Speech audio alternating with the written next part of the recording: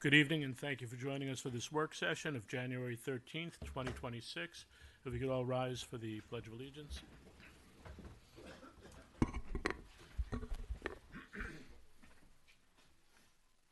pledge allegiance to the flag of the United States of America and to the republic for which it stands, one nation, under God, indivisible, with liberty and justice for all. If you could remain standing for a moment of silence as we pray for all of those defending our country, keeping us safe, those in the military, our law enforcement, our firefighters, our EMS first responders, and pray that they all get home safe. Can we also remember Renee Nicole Good in Minneapolis? Can we also remember her?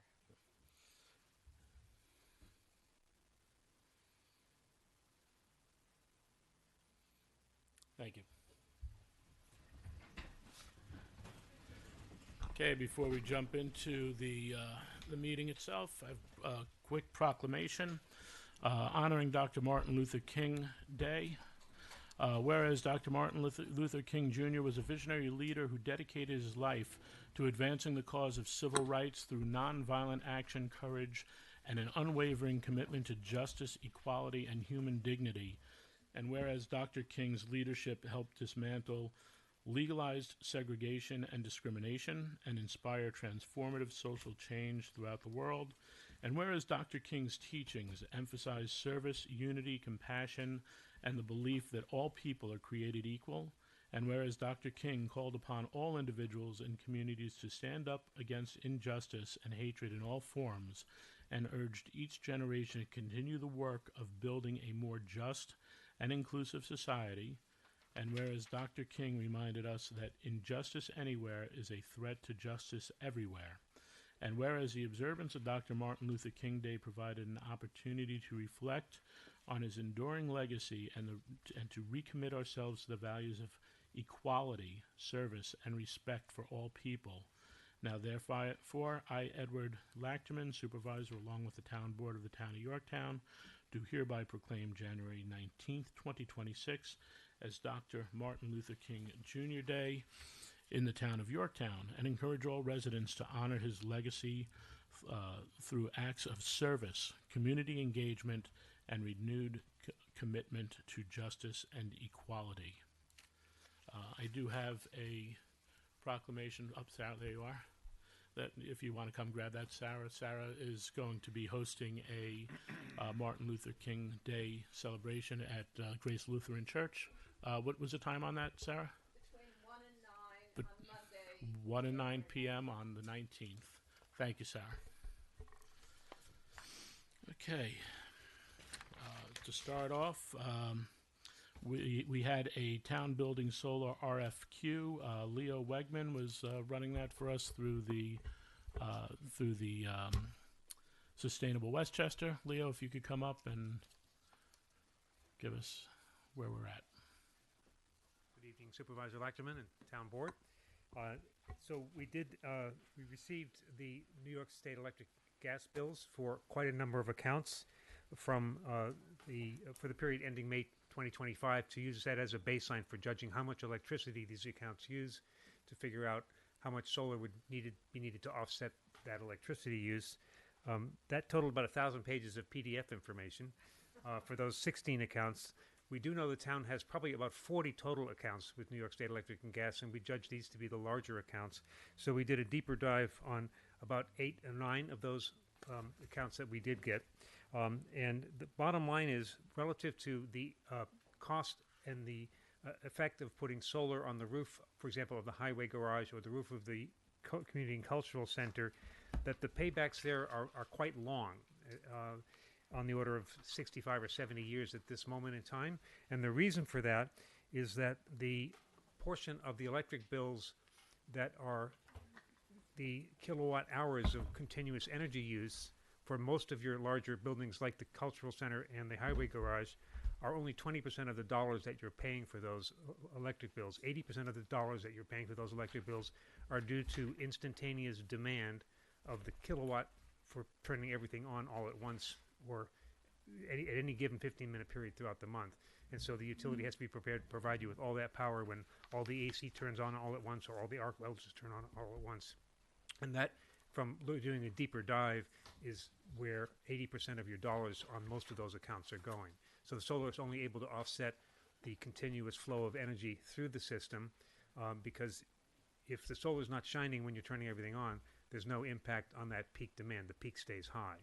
And the only way to offset that peak is to use a battery system to buffer the peak, so the battery will provide that instantaneous demand for turning all the equipment on in any given period of time. We didn't have hourly data, so I wasn't able to analyze when those peaks occur. We could do, it's good to set that up. How big would the battery need to be?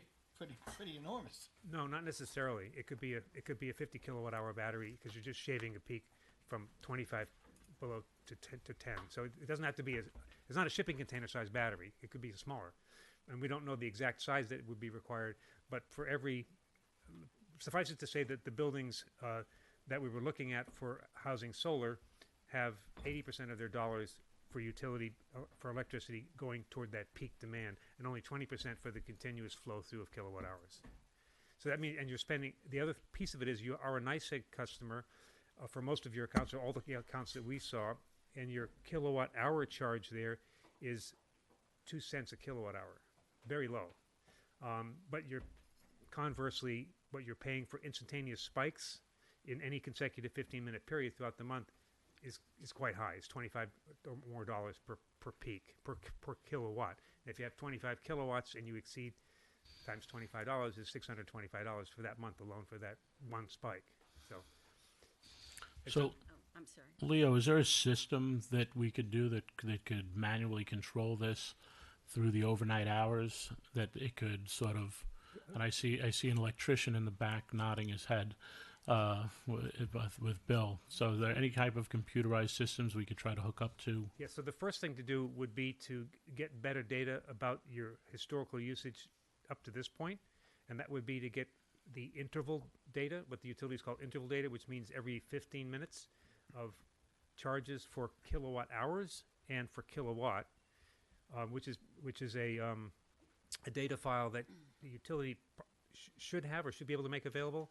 I know they're available quite readily through Con Edison in NYSEG territory. You may have to work with the community liaison, or you can set up an actual SCADA device with contact transformers on your actual service panels for those buildings and measure it yourself, typically for a month or two, to see what the pattern is of which hours have those spikes and how high those spikes go. And then you can figure out what size energy storage buffer you would need to lower those to a more manageable level.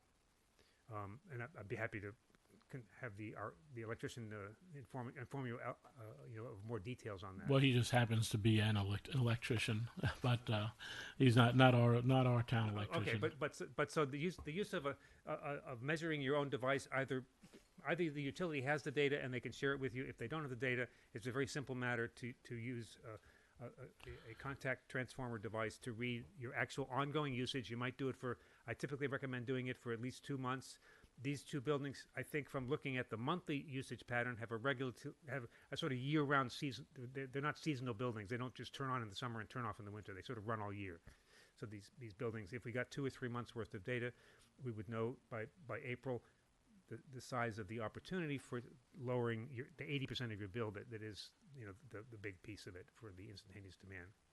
My question may be very naive, but once you identify where these peaks are, is there any way that the users of the building can manage that and reduce those peak uses by doing something? Sure.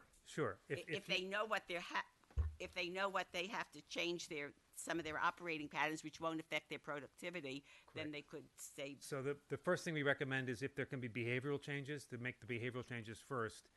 It may be that the Cultural and Community Center sees peaks in the middle of summer days because the AC equipment is going full blast then.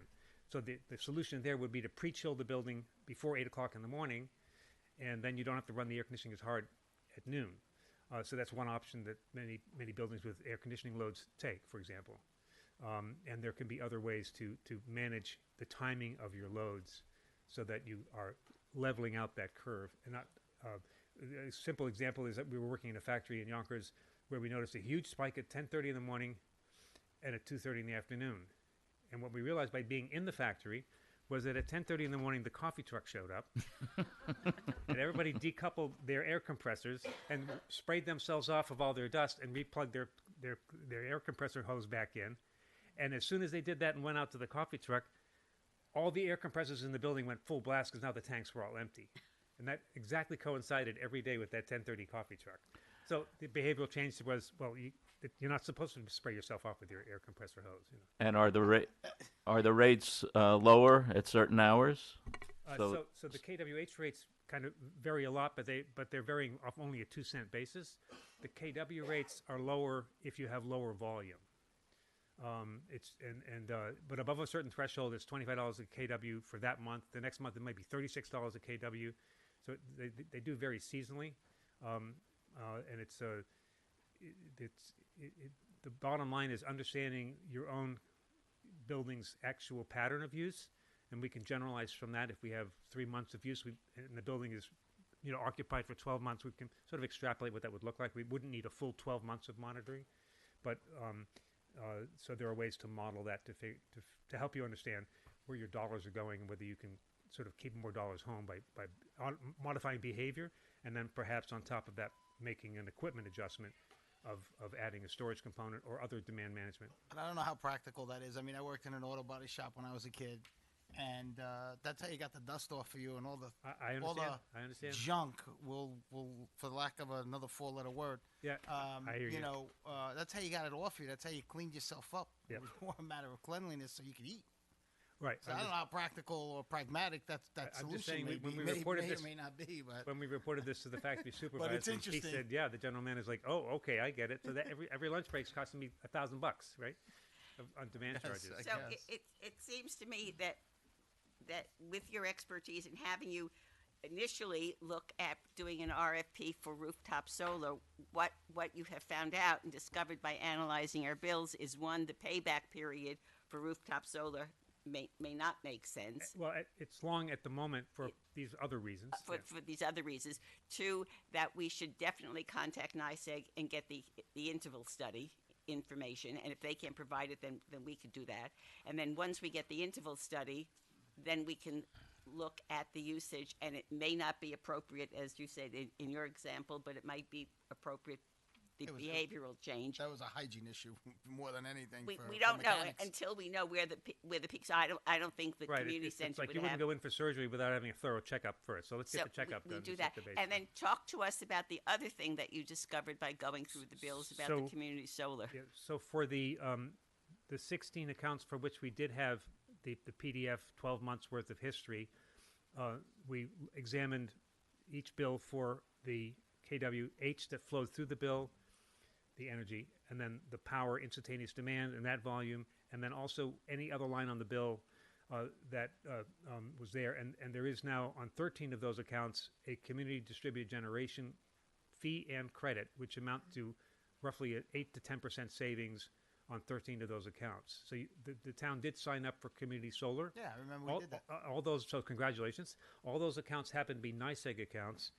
And when I added up for those 13 accounts alone, the annual savings in the past 12 months, that is from May 2025 backward 12 months, it was $19,000 plus dollars. One account had only 1 month of community solar credit at the beginning of those 12 months, and the next 11 months were not. That was the highway garage, and we're looking into why that happened.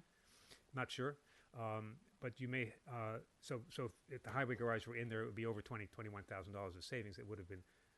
So that's a definite plus for the town. We There's need definite more. So some of our buildings are not tied into community solar. some of you, not all of you. Well, so Not all of the 13 accounts. that I know of are, because Are. I've seen the bills recently. I know that there are roughly 40 or 44 total accounts, because in 2019, 2020, you had an analysis that I think your volunteers did, the Climate Smart Task Force prepared, based on bills for over 40 accounts. Now, some of these accounts are tiny. Some of them are legacy accounts of something that got turned on somewhere that got turned off. So I think it's probably wise to seek an accounting from NYSEG of all of the accounts that you're paying for, and to get a a history of current usage on all those accounts. And if there are accounts that are at zero because they're just dead accounts, that for a facility that's gone, let's get them off the books. If there are other accounts that got merged because a meter got replaced, I see a couple of opportunities where that may have happened. It's probably time to clean all those things up. And then we can have a regular sort of review of which are the largest accounts, where would the KW instantaneous demand spike be hurting you the most in your wallet, and then step back. And of course, it is now possible, for example, through some work done by a colleague of mine in Croton, that NYSERDA will allow streetlight accounts, unmetered streetlight accounts, to be also signed up for community solar. So that was not previously allowed, but it turned out that this Public Service Commission never disallowed it, so therefore it's possible. So it took 2 or 3 bouts of going back and forth with the utility and with the commission, but that recently has been allowed. So Croton has signed up some of its streetlight accounts, and I know you have some lighting districts, so those would be accounts that previously may not have been considered, and those don't have high instantaneous KW demands. They just kind of glow up and glow down. So that would be another possibility for the town.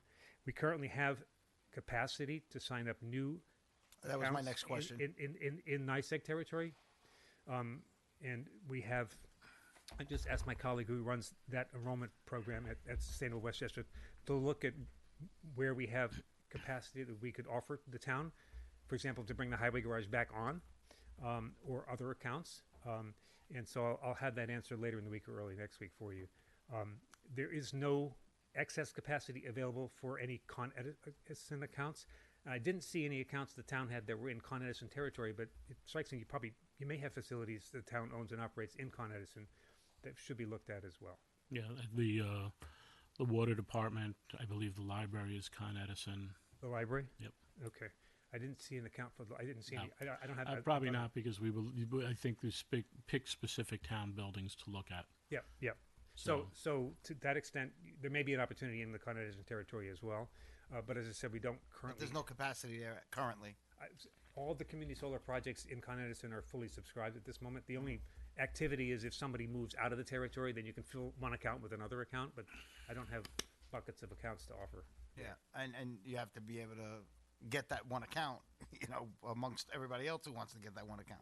Right. We have a significant, as I think It's I've a mentioned to you challenge. before. We have a significant waiting list, including quite a few Yorktown residents who are Con Edison customers who would sign up in a heartbeat, we think. So here's my question: to meet those peak demands, if we want to install solar panels on our buildings, we would definitely require battery storage. That's the way you would buffer. You'd have to buffer it, right? Right. How else are you going to meet a peak? It would only work if the peak occurred at noon every day and the sun was shining every day and the solar energy hit your meter the same time that the peak hit your meter. And at that time, I probably would hit the lotto too. So So there's always hope. yeah, solar But may, so it would need batteries. in our experience, the batteries will be Which is ready fine, but, will be ready to sort of shave that peak Right. no matter what hour of day it occurs. Right. So I think Susan's right. Councilwoman Siegel's right. I mean, I think we need to really get that checkup from the doctor that you referred to. I think we really need to figure out what our peaks are going to be. We need to know how big the batteries are going to be, so these are all. And even if we didn't go down the road. Let's say the battery is just too enormous, hypothetically. Installing solar on the buildings would still be beneficial. It would still be beneficial. It would just monetarily affect a smaller part of your bill than if you were putting it on your house. On your house, it would affect 100% of your bill, dollar-wise. Well, yeah, because the demand to run a building with MIG welders and TIG welders and Yeah, if you're welding and stainless steel and jacks whatnot. and compressors Right. has to meet a higher demand. So Apparently, we get our Con Edison from the New York Power Authority. Oh, you're a NYPA customer? Yeah. Okay, well, so NYPA customers can participate in this. Again, we'd have to look at the numbers on the bills and figure that out. Right. Yeah. Yep. Okay. I didn't, Just for informational purposes, you estimated that with what the cost for putting solar on without a battery Correct. storage for the highway garage minus all the available incentives would be $230,313. That's from from your report. Yeah, so I made a mistake when I sent that to you because I had about 16 different versions of these reports. I think I sent you the Culture and Community Center twice. So I realized that this morning. But either way, after state incentives, and after the federal investment tax credit incentive, the net cost for the highway garage would be 109,000. 109,000, okay. I'm sorry, I'm wrong. You're right, 235,000. You're right. That's just for the highway. 109,000 is what the federal incentive would be. And it's a little higher for the community center because that would be a slightly more expensive build because it's a roof with pitches and a slightly more complicated roof. And I used average numbers for similar projects in the past 12 months to come up with the costs. It may be that there would be a lower cost available, but the And other the- thing I'll say is NYSEG's rates are going to be going up. That rate case is in front of the Public Service Commission now, and we'll learn about that in 6 months of what it'll be like next January. The Con Ed rates went up this month for the rest of the year. Kind of sad that it's a foregone conclusion they're going up, but that's a whole nother. Well, the commission never gives them quite as much as what they ask for, so they're going up. We just don't know how much. And we're sure that the roofs are sound enough to support? I didn't examine. I didn't go on the roofs, but We've had our roofs. I know we have, we worked on them, but still, it's. I mean, the Culture and Community Center has relatively newer roofs, Yes. so that I wasn't too worried about. The highway garage, typically from the framing inside, would be able to. There are plenty of other Croton's Highway Public Works garage on Yorktown Road. It's virtually identical roof to the one here, and it's got a solar system on it already for 5 years. But the analysis would happen as a natural order, of course. That the engineers that would come in, they're not just going to go slap solar panels. No, on no, roofs. there has to be. We have to submit. It is going to get looked at, and if it needs to be shored up, it has to. We had this conversation in a planning meeting with someone, and they explained the process, and that the engineers come in and they make sure that the I believe it was it could hold up to the solar panels plus 6 inches of snow. That is the threshold that it has to meet before you can mount the solar panels. I think the engineering and that analysis happens as a natural thing. The roof load in this area needs to be 30 pounds per square foot dead load, and so the solar panels, even if you use ballast like cinder blocks to hold them on a flat roof, is typically 6 pounds per square foot. So you still got 24 pounds per square foot of excess capacity for your 17-foot snowstorm or whatever. So, God forbid, right? But anyway, my bottom line is to use it.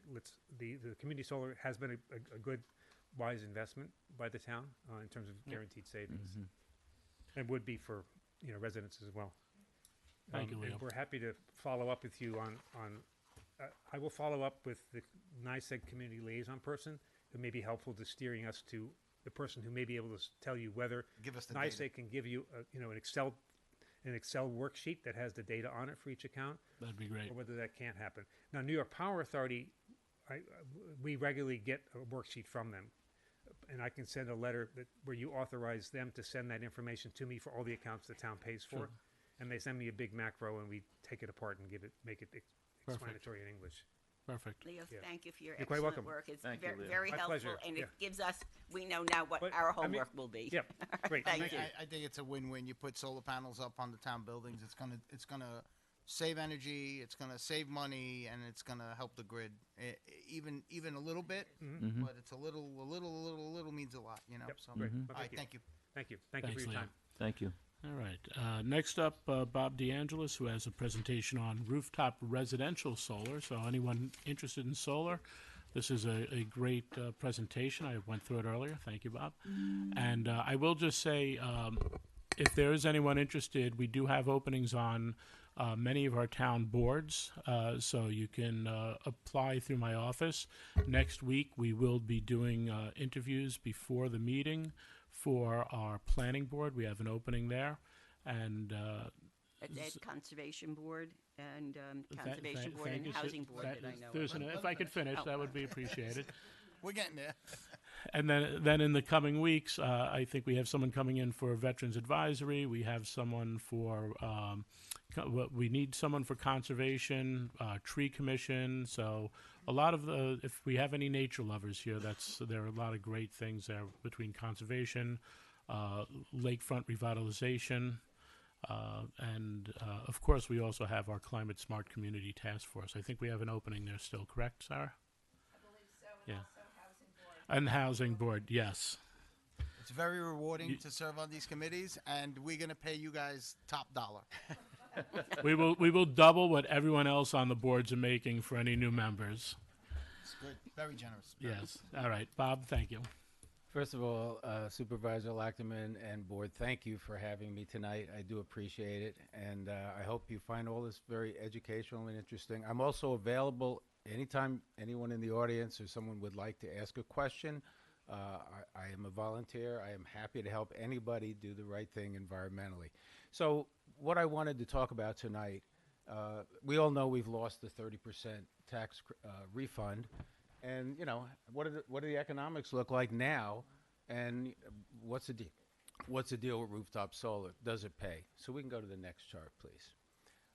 Just in the paper today, I noticed that the United States carbon emissions have gone up for the first time in a few years. Part of that driven by AI. AI may be some good things, but it's also a huge energy hog, and part of it by the cold weather. So we're going in the wrong direction right now, and maybe we can help step into the right direction. We can go to the next chart, please. I'm president of Yorktown 100. I'm on the board of directors of Cure 100. I am a retired IBM senior engineering manager, and I've committed the last 5 or 6 years now to trying to help the community reduce our carbon footprint. I've also been on the Climate Smart Communities Task Force twice now, but this is really a presentation from Yorktown 100. We're all concerned local citizens. We're 100% volunteer. We're not partisan. And we also joined Cure 100, which is Communities United to Reduce Emissions. And that includes Yorktown, Croton, Rye, Peekskill, a bunch of number of places in here, including Sustainable Westchester. And what do? We advocate, educate, and try to help folks move towards cleaner energy. And our goal is 0 carbon emissions for Yorktown. It's a lofty goal, but we're on our way. Next chart, please. So you can click one more time, please. So I wanted to share with you the typical and average household emissions of carbon dioxide for a home in Yorktown. And you can see the large pillar, transportation, the cars you drive, and the miles we put on them adds up to a lot of carbon emissions. Heating, significant amount of carbon emissions. It's either burning oil or burning natural gas typically here. Electricity may not look that big right now, but the only way to reduce all those other emissions is to electrify everything. And of course, we want clean electricity. We don't want to electrify with electricity that's been made with burning gas and oil. So that I have an arrow saying it's going to get bigger, but we're going to need to drive the emissions related to that electricity down. Goods and services, everything we buy. You know, even I get these packages from Amazon every once in a while. It's kind of hard not to buy things, but everything we buy has a carbon emission. Right. To make it, to transport it, all of that. The food we eat, the waste we generate, and then we have some allocation for the town, if you will, the overhead, plowing the streets, you know, the schools, all of that is in the overhead. So each one of us is responsible for about 63 metric tons a year. If you're in a typical average house in Yorktown, that's 60 tons. There's 2,200 pounds in a metric ton. It's a huge amount of carbon, and we can all reduce it. Next chart, please. And that's the arrow down. And why would rooftop solar, and how does that play into this? Well, globally, we want to reduce the greenhouse gas emissions while we generate electricity for the planet. We know that energy needs continue to grow locally and globally. Population is going up. Everybody wants a higher standard of living. There's a lot of poverty in the world. People want cars, air conditioning, take a trip. Bob, I'm sorry. Can you talk to the board so Okay, they can hear you better? Yeah. It's okay. So the standard of living is going up. Energy needs are going up. Also, from an environmental viewpoint, we are electrifying things. I have an electric car. I have electric heat. It means more demand on that grid. So clean electricity becomes more and more important. That's what we would want to do for, if you will, the planet. What do we want to do for ourselves? There's good financial payback here. I have a rooftop system. I'll talk about it. It's a very good. It's one of the best investments I've made. I do have an MBA for what it's worth, and freedom from rate increases. I love when the rates go up. because I keep saying, I'm not paying a dime. I pay my $20 a month. So it's kind of nice. Anybody can participate in that. And honestly, it helps me sleep at night. We can go to the next chart. So I wanted to talk now really about that pocketbook piece of this. Why would you want to do this from a financial viewpoint? Well, I just give you a ballpark of what electricity typically costs. For Con Ed and NYSEG, you pay almost $20 a month as a flat fee. Doesn't matter how much electricity you use. After that, Con Ed is about 33 cents per kilowatt hour, and NYSEG is about 23 cents a kilowatt hour. These rates will go up. I use the typical usage. A typical home here would pay maybe $2,500 in Con Ed, maybe $1,700, $1,800 I'll in take NYSEG. those numbers any day of the week Yeah. and twice on Sunday because my numbers are a little And, different than those. and if you have a swimming pool, I got a small house. a swimming pool will drive it up quite a bit. I can, and if anybody ever wants to understand their actual numbers, like if you do so, I'll be happy to help you with that. They might Understand. scare you. It can be figured out. I'll take you up on it. Okay, it'd be good. And Con Ed is one of the highest electricity rates in the country. Now, that may at first seem like a bad thing, but if you're looking for a payback, it's a good thing because you can save more money. So if you're thinking about rooftop solar, one of the first things you would do is think about what size system is right for you. You need to know how many kilowatt hours that you use. It's not a complicated thing. If you figure a 1,000-watt heater running for an hour is a kilowatt hour. A kilowatt is 1,000 watts. So as you turn things on and leave them on, it adds up to more and more electricity usage.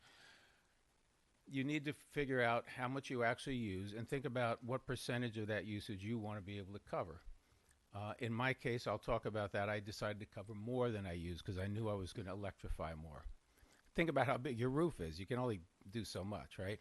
And think about future growth. If you're thinking of getting an electric vehicle or getting a heat pump in the future, that means you need more panels, you need a bigger system. So you just have to think about that. We can go to the next chart now. Things people ask about that are worth noting. The solar panels do degrade over time. It's fairly small. They lose anywhere from 2 to 15% after 25, 30 years, but they're still producing power after that. The roof condition. You don't want to put solar panels on an old roof because how are you going to replace them? But however, once you do put the solar panels on the roof, they really protect the roof. The sun doesn't hit it anymore. The rain barely hits it. So once you've put the solar panels on the roof, I believe that roof's going to last a really, really long time. You don't have to worry about it.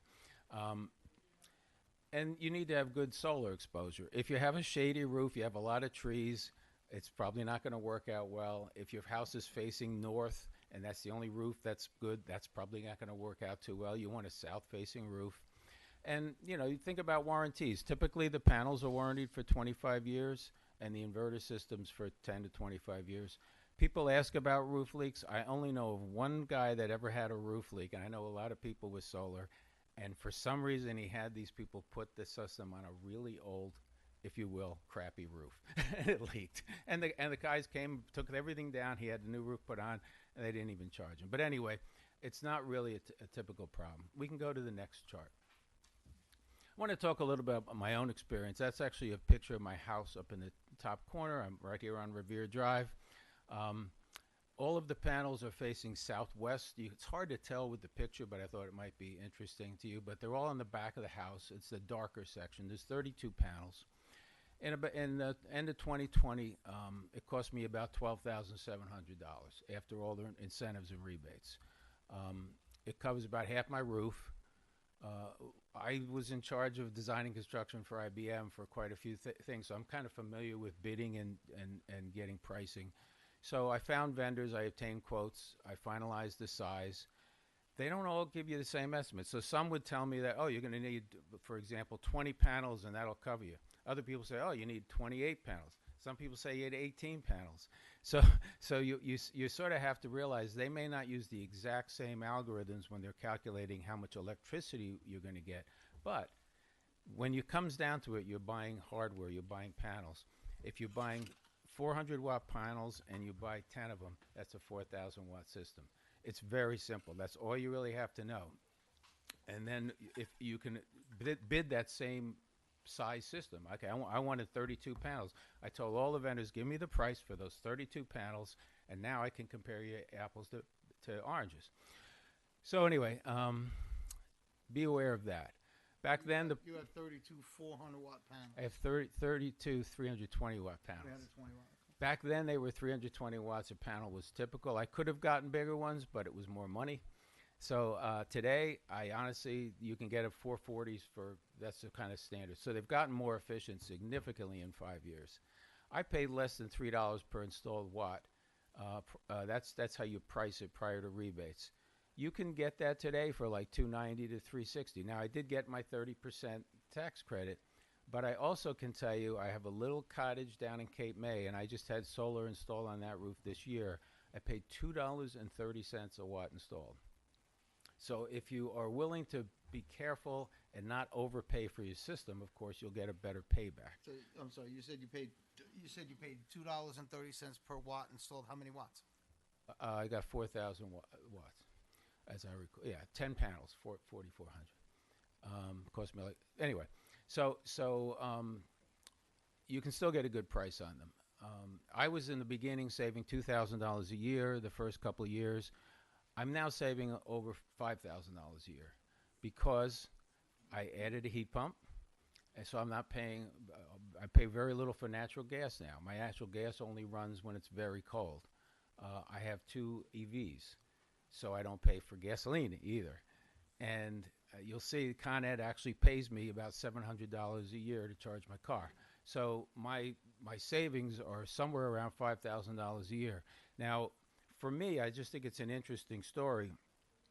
I did the rooftop solar first because it's like the foundation of everything. And then eventually I needed a new air conditioner. And it's just, I had central air, and I could have put in a regular air conditioner, or I could put in a heat pump.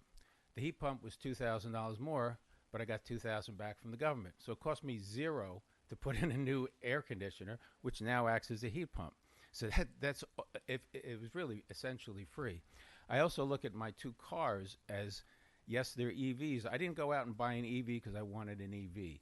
I needed new cars at that point in time. My other car had 140,000 miles. You know, it was time. So when it's time, if you plan it in the long term and you think about buying these things when you really need them, it doesn't really cost you more, and then you can reap the savings. Anyway, for me, it worked out very well. Happy to share the numbers with anybody. But it's better than 5-year payback. And then for the next 20 plus years, I would say I get mostly free electricity. So, and I've reduced my carbon footprint significantly. So that's a little bit about my system. We can go to the next chart. I thought you might find it interesting to see how the output of a solar system varies with month. These are 4 plus years of data, and it shows you that, you know, people worry sometimes. They say, well, you know, you get covered with snow in January, December. You can see that you're not making a lot of electricity in December or January. The days are short. The sun is low. It's not really a big loss. It's barely worth cleaning your solar panels off. But the summertime, when, you know, March through September, we make tons of electricity. So anyway, I sort of accounted for my electricity up there, but you don't have to go through that. But if you want to see how much heating added and how much the EVs added, so I did significantly almost double my electric use, but I had put in a larger system to begin with. We can go to the next one. So think about how you would estimate your savings. We have on our website a carbon tracker that you can use for a high-level approximation. You can also definitely get quotes from several suppliers. They will not have to visit your house. All the solar companies do this off of internet available data, Google Earth, that sort of thing. Things to think about with your payback. What is the orientation of your roof? How is it angled? How is it rotated towards the south? Shade from trees. Leo had shared with me earlier that about a third of the applicants to the Sustainable Westchester program fall short of having a good payback because there's too much shade on the roof. So you just, either you're going to cut trees down or you just don't do it. I would suggest signing up for community solar at that point rather than cutting the trees down, but that's a personal decision. Market conditions can change, and possibly tariffs may impact this. New York State still has incentives, and I'll show you those in a few seconds. How much you pay for this system, of course, makes a difference to your payback. And I guarantee you electricity rates will continue to increase. We'll go to the next chart. People ask, how does net metering work and what are the incentives? Well, right now, New York State still has good incentives. You will get 25% of your system costs as a tax credit up to $5,000. And you get 20 cents per installed watt as another incentive. So, and I'll show you when I calculate the numbers how that impacts you. But it's still pretty significant. Con Ed net metering is a great deal, and I see NYSEG works similarly. You can accumulate the kilowatt hours in your account. So in my case, I put in a rooftop system that was really too big in the beginning. So by the time I got the heat pump and the electric cars, I had 8,000 kilowatt hours in the bank. I had enough to run my house for a year in the bank. Now, you can't get the money for that, and you can't do anything with that, but my intention all along was to use it up once I got those things, right? So it's very nice that they allow you to accumulate, and there doesn't seem to be any limit on that unless it's changed. And I always look to Leo because he knows the latest. Anyway, that's a great deal. We can go to the next chart. So now we're going to get into a couple of numbers. Without the federal 30%, how does Con Ed look?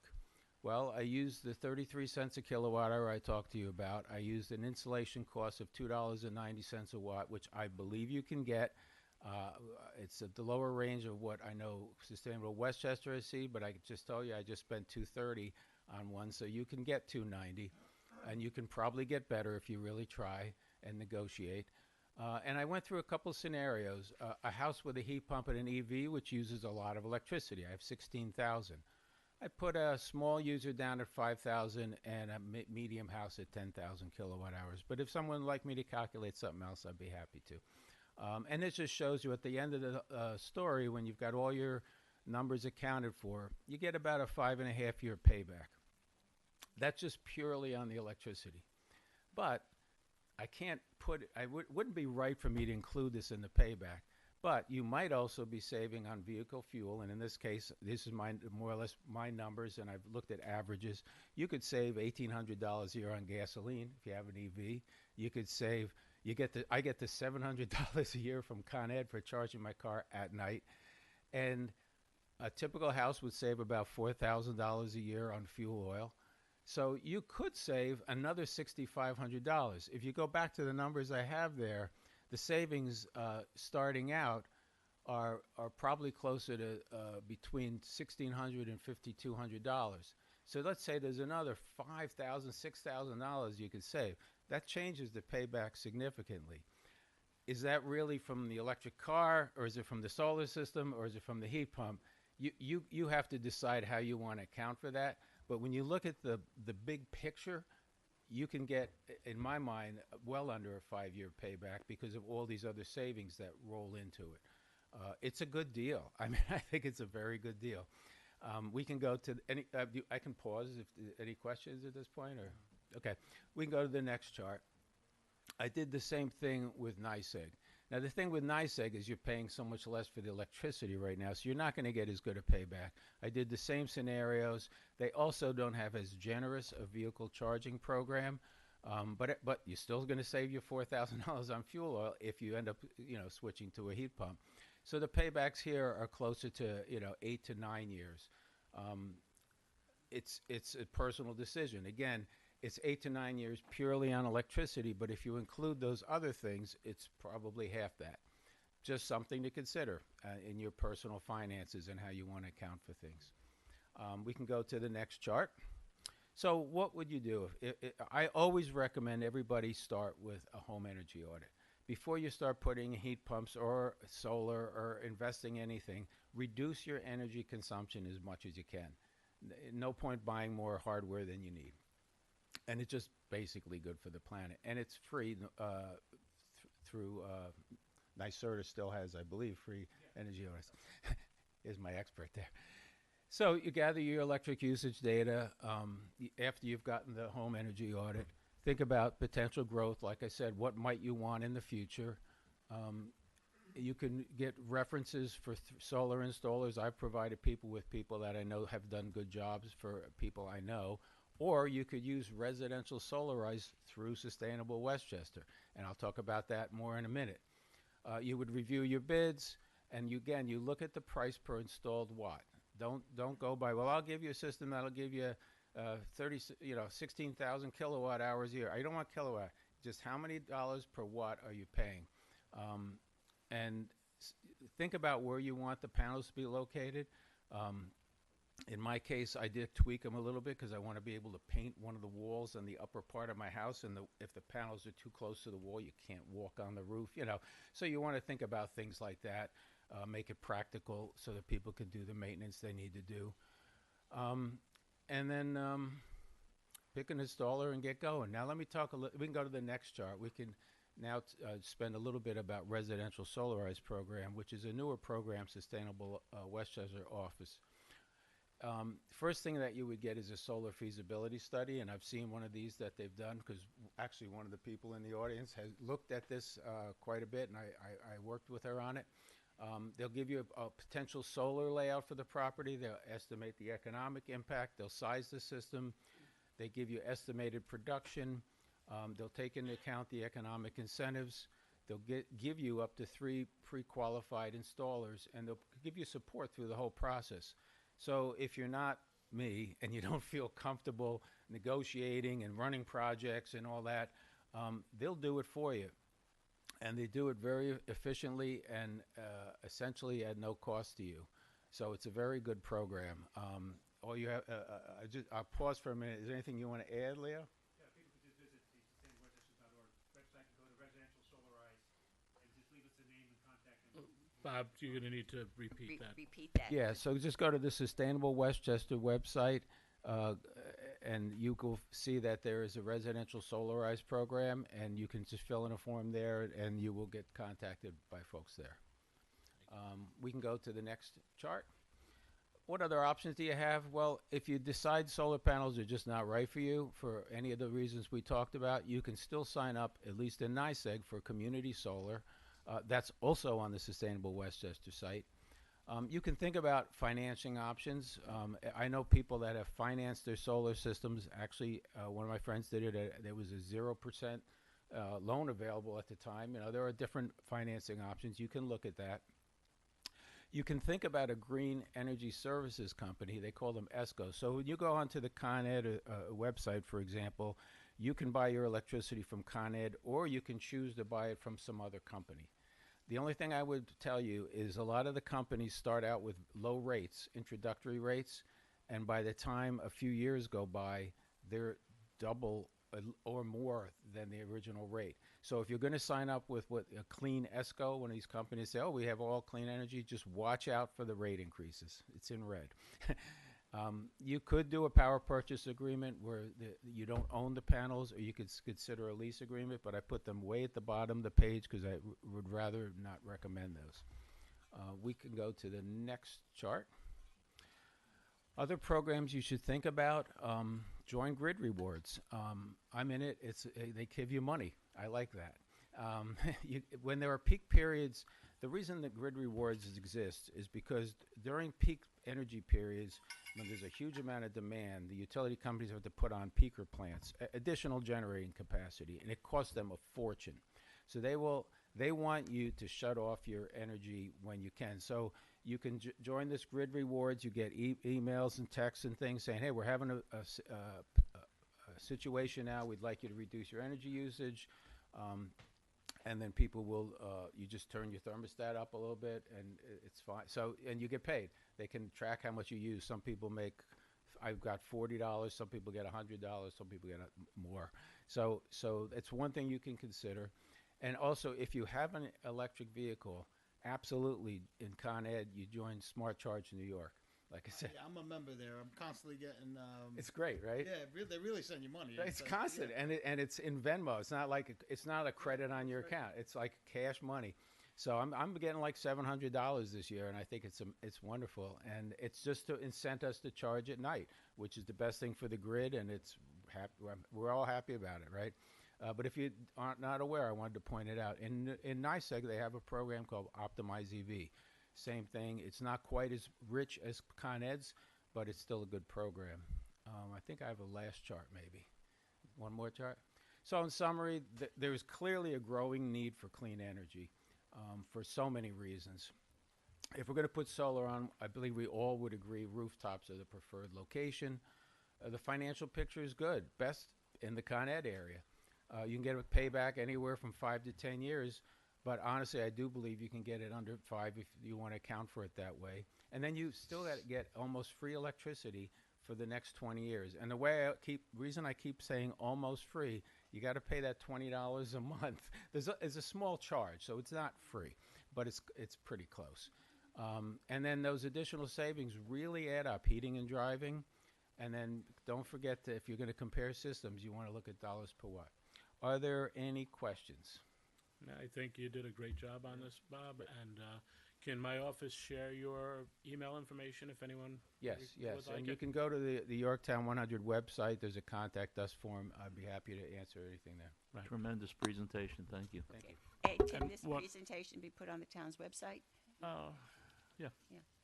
And one thing, if you do want to email me on that or on joining one of the boards, you could email to Cindy Smith, my executive assistant, at csmith@yorktownny.gov. All right.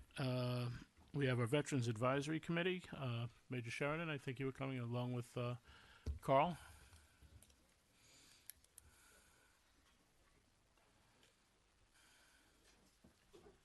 These guys clean up nice, huh? Don't you think? Look at these two. Here we try. Wow. You know I love you guys. Good evening, Mr. Supervisor, gentle members of the board, Madam Clerk. I am Major Mike Sheridan, United States Army retired, and I have been a member of this town's Veterans Advisory Committee since its inception, 2 town supervisors previous to now. As an advisory body, we recognize our obligation to periodically report back to this board as to our deliberations and to offer you our well-considered advice. One lingering item that comes up at every meeting under old business relates to the naming of the field on Veterans Road, directly across from the Veterans of Foreign Wars post in the American Legion Hall. We have politely brought this matter before this board previously. We have strongly advised this board to take action. Each time we have been rebuffed or sent chasing after the Parks Department, and it has taken a formal request by me under the Freedom of Information Act to prize out any details as to whether or not that field has ever actually been given a name. And it turns out that there is no record anywhere of the town board having done that. In reviewing the minutes of work session meetings and town board meetings and recreation commission meetings going all the way back to 1994, in not one instance is there a record of any body with the authority to do so having done so. Accordingly, on behalf of the Veterans Advisory Committee, in order to give you a sense of that body, yet again, I'll summarize for you what we had captured in the form of a resolution for ourselves back in November. For 31 years, the naming of that field has been in doubt. The town has misrepresented the manner in which it came to be assumed to be named for something for which it is not. The Veterans Advisory Committee asks and expects that the field be named the Veterans Field and dedicated to all the veterans of Yorktown. Thank you for your time. Carl?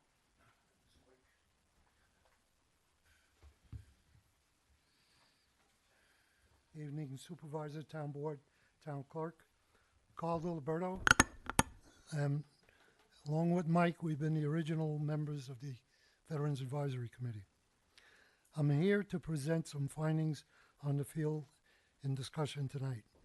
The field comprises 2 parcels, neither of which is zoned as parkland, and because of this, we do not see the Parks Commission having a say in this matter. Parcel 37-15-121 is everything from Commerce Street through every bit of field down through the short vehicle access driveway onto the track.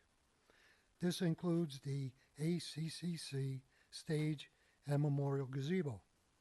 Parcel 37-15-122 is the entire end of the access driveway to Maple Hill Street, including part of the end zone of the field and the track loop into this parcel.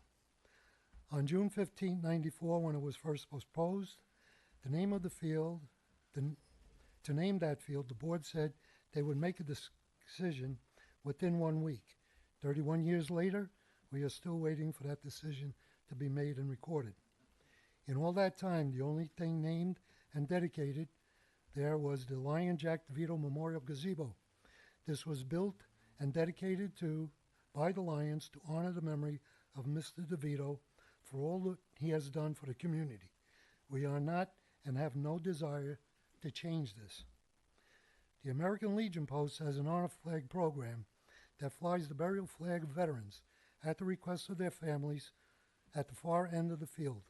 We invite the DeVito family, if they like, to contact the American Legion so that Mr. DeVito can be honored by his fellow veterans, Lions, and town people. Compromise. We, the advisory committee, have a resolution on the renaming of the 2 parcels, and we ask the town board to consider passing. Parcel. Oh.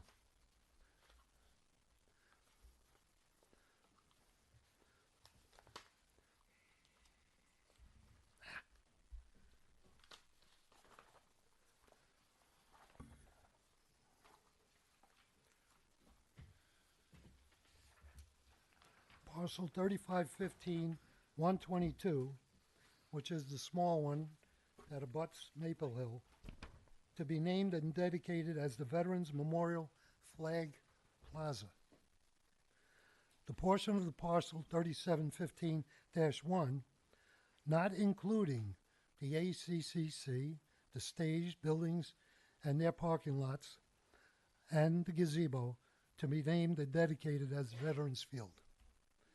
We would like to have the resolution for naming the 2 parcels read into the minutes of this town board work session, either by a board member or myself.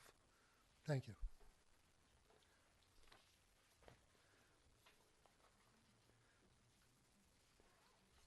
Was that everything? That's everything. Okay. Quick. Do you want us to read it into the record, or? We can. We're not going to be voting on anything No. right now. But We just I like- would also like to just go through some of the history, because I think you guys have done a tremendous amount of research, and I've put together some things as well over the last few days. I didn't realize that it was Aaron Bach that was the supervisor at that time, so I did have a conversation with him. He sent a text message to me earlier. Unfortunately, he's at another meeting and can't make this. And I think it's I think there's a lot of relevance to the situation here. Let me just. I believe his words to me was, we just kind of went with it when we asked him if any decision had ever been made or any resolution had ever been passed. Okay. And his words to the effect, I think we just kind of went with it. Okay. Well, it's stated a little differently here, but so I had all my minutes of the meeting with the town board during my administration are online. I have my own copies of those notes in storage at my office, so anything I have is also online and may be easier to search. As I said, the field was named by my proclamation, to which the board agreed. There was no dissension from them or the veterans community. We were proud to honor our vets and the contributions of Jack DeVito, a veteran himself, to our nation and community. The combined name should be continued and emphasized, as both our vets and the Jack DeVito Foundation continue to serve Yorktown and should continue to be honored. I regret I cannot attend the work session tonight, but would have no objection if you want to read my comments. Best regards, Aaron Bach. And that does not comport with the meeting minutes from any of those meetings. You're talking about the ones from June 15th, 94, July 13th, 94, July 19th, 94. Which one are you saying? Which one is he alleging that he, Well, he did it by proclamation. By basically, it wasn't a vote, and that's where the issue seems to be. Well, he proclaimed it to be so. That's and the minutes don't reflect yeah. any proclamation. No, I don't think the minutes were as thorough as our current clerk's office does, and we do not have we did not have the video capability back then. Look, I just want to make sure that this is all out, because some of the board members may or may not have some recollection, and I think it's important that they have everything, because they will sit on this, I'm sure, and have a discussion. I know that there were members of Jack DeVito's family that had asked to speak, since they are sort of a stakeholder in this. I would like to invite his son Anthony, if you don't have an objection to that. Huh? Oh, Nick, his grandson Nick will come up. They could all come up, huh? That's okay. Nick, how are you? Excellent, sir. How are you? Good evening, Mr. Supervisor, as well as the honorable members of the town board. Thank you very much for the opportunity to speak tonight. My name is Nick DeVito, and I'm here to speak on behalf of the DeVito family as well as the Jack DeVito Foundation. This is the third time that we've done this, and we weren't really sure why. I have a little better idea now after listening to the comments that were just made. As little as 2 years ago, it was brought to our attention that there was some of the veterans felt slighted. I think the field was being referred to publicly as the Jack DeVito Field, as opposed to the Jack DeVito Veterans Memorial Field, which is what we believe the proper name of the field is. This was a little bit of a we weren't ready for this. There was no communication really with us prior to us seeing in the agenda being published for tonight that this was even happening. So I apologize, and I don't want to belabor the point. I know you guys have other important things that you need to get to. As was stated before, my grandfather was a veteran of the U.S. Army, served during the Korean conflict, member of the 56th Anti-Aircraft Artillery Operations Detachment based out of Fort Edwards. Honor Guard stood at Clark's funeral home for his wake, and the flag that was on his coffin is proudly displayed in my father's house. After my grandfather's service, he moved to Yorktown and promptly became a contributing member of the community, went into business with his father, built a lot of buildings that still stand in town today, Guiding Eyes for the Blind, became an active member of the Chircolo Da Vinci Club, president of the Yorktown Lions, as well as a Melvin Jones Fellow. Really got involved in his passion was athletics and local youth. He worked with special needs children, as well as coaching not just his children, but a lot of other members of the community's children for years, baseball, softball. In fact, he used to take me to his baseball games on the field in question when there was no track and there used to be the backstop in the corner of the field. He kind of championed the Easter egg hunt for the Lions Club as well as the Halloween parade. And upon his kind of sudden death, his dear friend and also dear friend of the rest of the family, former town supervisor, Mr. Albert Capolini, and the former commissioner of the Parks and Rec, Brian Slavin, presented to the town board, the idea that they'd like to name the field in his behalf. I'm sure you're well aware the YCC building now bears Mr. Capolini's name, and the Shrub Oak Park in Shrub Oak Pool bears Mr. Slavin's name. These were guys that really helped build up the town of Yorktown, through the 50s, the 60s, the 70s to where we are today. Upon his passing, to continue his work with the community and with the help of Mr. Capolini at the time, the Jack DeVito Foundation was born. With the help of some of the Lions and other residents, we built the gazebo that stands on the field today, as well as took on other projects after the fact. Landscaping, we provided all the trees, did all the planting ourselves at no cost to the town. These are the trees that now the Parks Department lights up for the holidays you see when you drive by on Veterans Road. The foundation was responsible for financing the teen center in the Al Capolini building. We did all of that, the labor and the materials. We provide yearly scholarships to the Yorktown Nursery School, which is directly across the street. And over the years, we've donated roughly $1 million to the community with a specific gearing towards youth and athletics, which is one of the reasons why we believe the field should be named after him. It's something the family feels very strongly about. We love the town. been here a long time. Family business still right around the corner on Front Street. In fact, very recently donated the materials and the labor to build the foundation for the, why am I forgetting the name here? The Rochambeau Memorial that is in Railroad Park. Pines Bridge. Monument. Pines Bridge. I apologize. Never was there any intention to be a slight to any veteran. We firmly stand behind our veterans, and my grandfather, as been stated, was one. In 2023, the last time this subject was broached, the way it was left was we were going to, the town, the Parks and Rec Department, as well as the Jack DeVito Foundation and the Lions Club hold the summer concerts.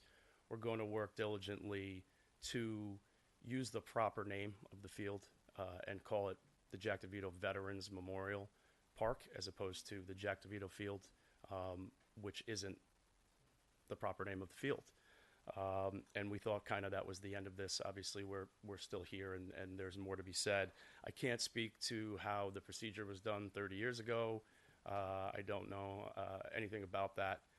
I would say if it is true and it has been found that there is no legal, that we would like to ask the board for a resolution to name the field what it's been called for the last 30 years, which is the Jack DeVito Veterans Memorial Field. And thank you guys for your time and consideration. Thank you. Thank you, Nick. Thank you. I would just like to add to the issue about nothing showing up in the minutes. Over the years, I've done a lot of research on a lot of topics in Yorktown and have looked through lots and lots of minutes and lots of issues. It's an amazing amount of information that's not available.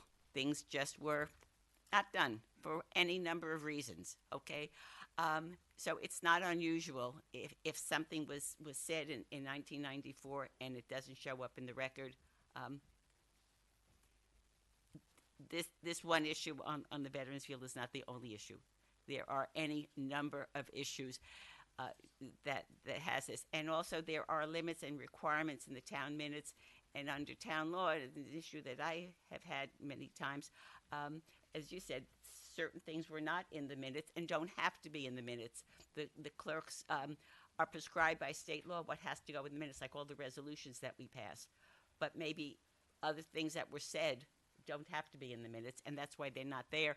And no one is around other than Aaron's recollection, at the time.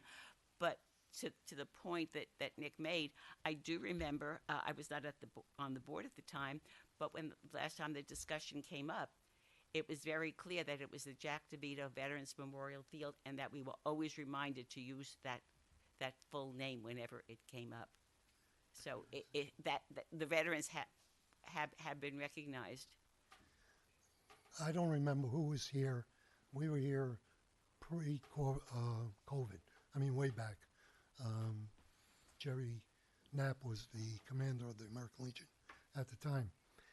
During that heated session, I believe Anthony, right, was going to put a hash mark in between Jack DeVito Veterans Memorial or Veterans, whatever it was. It never happened. Now, the thing is, the naming of it, if you look at it, says Jack DeVito Veterans Memorial Field. The only memorial there is for Jack DeVito, which we don't have a problem with. It's just the way the wording is done. We now have the Veterans Memorial Circle. Those are where the memorials are. Now, if Mr. Grace, when he was the town supervisor, talked to the veterans, both groups, the Legion and the VFW, we would have suggested at the end along Maple Hill Street at the field where everybody could see it. But it wound up over there without any discussion. But it's just the way the wording reads. Jack DeVito Veterans Memorials. No veteran memorial outside of Jack DeVito's. And the Lions left out the word veteran for Jack. It's the Lion Jack DeVito Memorial Gazebo. So, however it's called, we would like to put it at rest. We don't want to come here when some veterans could start complaining to us about it. So we want it resolved one way or the other. And I take to heart your point about the records laws and the inadequacy of the written minutes from 31 years ago. My contention would be your reading of Mr. Bach, the prior supervisor's recollection, does not comport with the words that I heard come out of his mouth within the last month. That's a completely different recollection than was recalled in a phone call that I was a party to. Just one question, if I may. Nick, when you played baseball there, Nick, oh, hold was the on, name of Mike, the Mike, if whoever you want, ask him to come up. Come up to the microphone. That's fine. You could have that conversation to us and with us. So prior to Anthony DeVito. So prior to doing the work, when Brian Slavin approached my dad when they were going to renovate the park, and the Lions Club got involved, the DeVito family, friends and family of throughout the community rallied around renovating the park. It was called the old 6th grade school track. And it was really what it was. You know, there was no name to that because the school had kind of been turned over to the town, and it was in a flux period for years. If you remember, it was that old black gravel track, and if you played softball, actually only once I got it over almost hit the veterans. we don't hold it against you. Yeah. But that you played left field, and there was an old drainage ditch back there, and it was really falling apart. So they were looking to renovate the park and make it something. And at the time, Yorktown didn't have a lot of fields, turf fields. So the discussions with Brian Slavin, where are you going to put the gazebo? And the gazebo was just a thought that came in. And there was stage because of town, they wanted to do concerts. They were looking to maybe expand, put bocce courts and horseshoe pits. Sometimes some of the security and lighting came into play, how to do things. And it was all going to develop over time. Brian, my father, Dan Ciarci at the time, and Alan Waller was a structural engineer. They got involved. They started doing along with Bill Gregory. If you notice, we're probably the only gazebo that has a handicap ramp. When you have the building inspector part of your organization, he holds your feet to the fire. So that's how that all came to be. And we started the project. And early on is when suddenly my dad passed.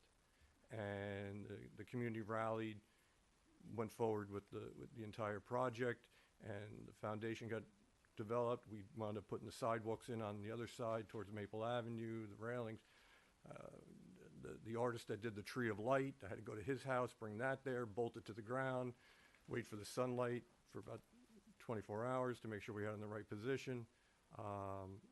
So the lighting through P&M Electric and the town, so all the efforts of the community. Again, there's no disrespect to the veterans in any way. Yeah, nor is there disrespect for Yeah. Mr. DeVito. So, but the intent was always, and everybody's understanding through multiple boards, is that it was the Jack DeVito Veterans Memorial Field. And if there's a hashtag that still needs to be put in place, we're happy to do it. Where would the hashtag go? I guess the comma, I guess, in the punctuation. Is that? No, it would be a hashtag between Jack DeVito and veterans to separate them. I think is.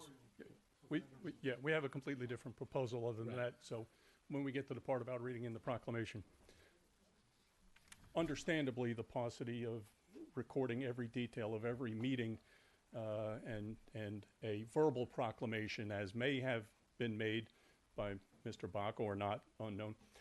Curiously enough, with all of this lack of information, and it did take a FOIL request to get what information we were able to compile, the one thing that we have been able to determine as the one thing that was specifically dedicated was the gazebo. The gazebo was dedicated as a memorial gazebo, not the field.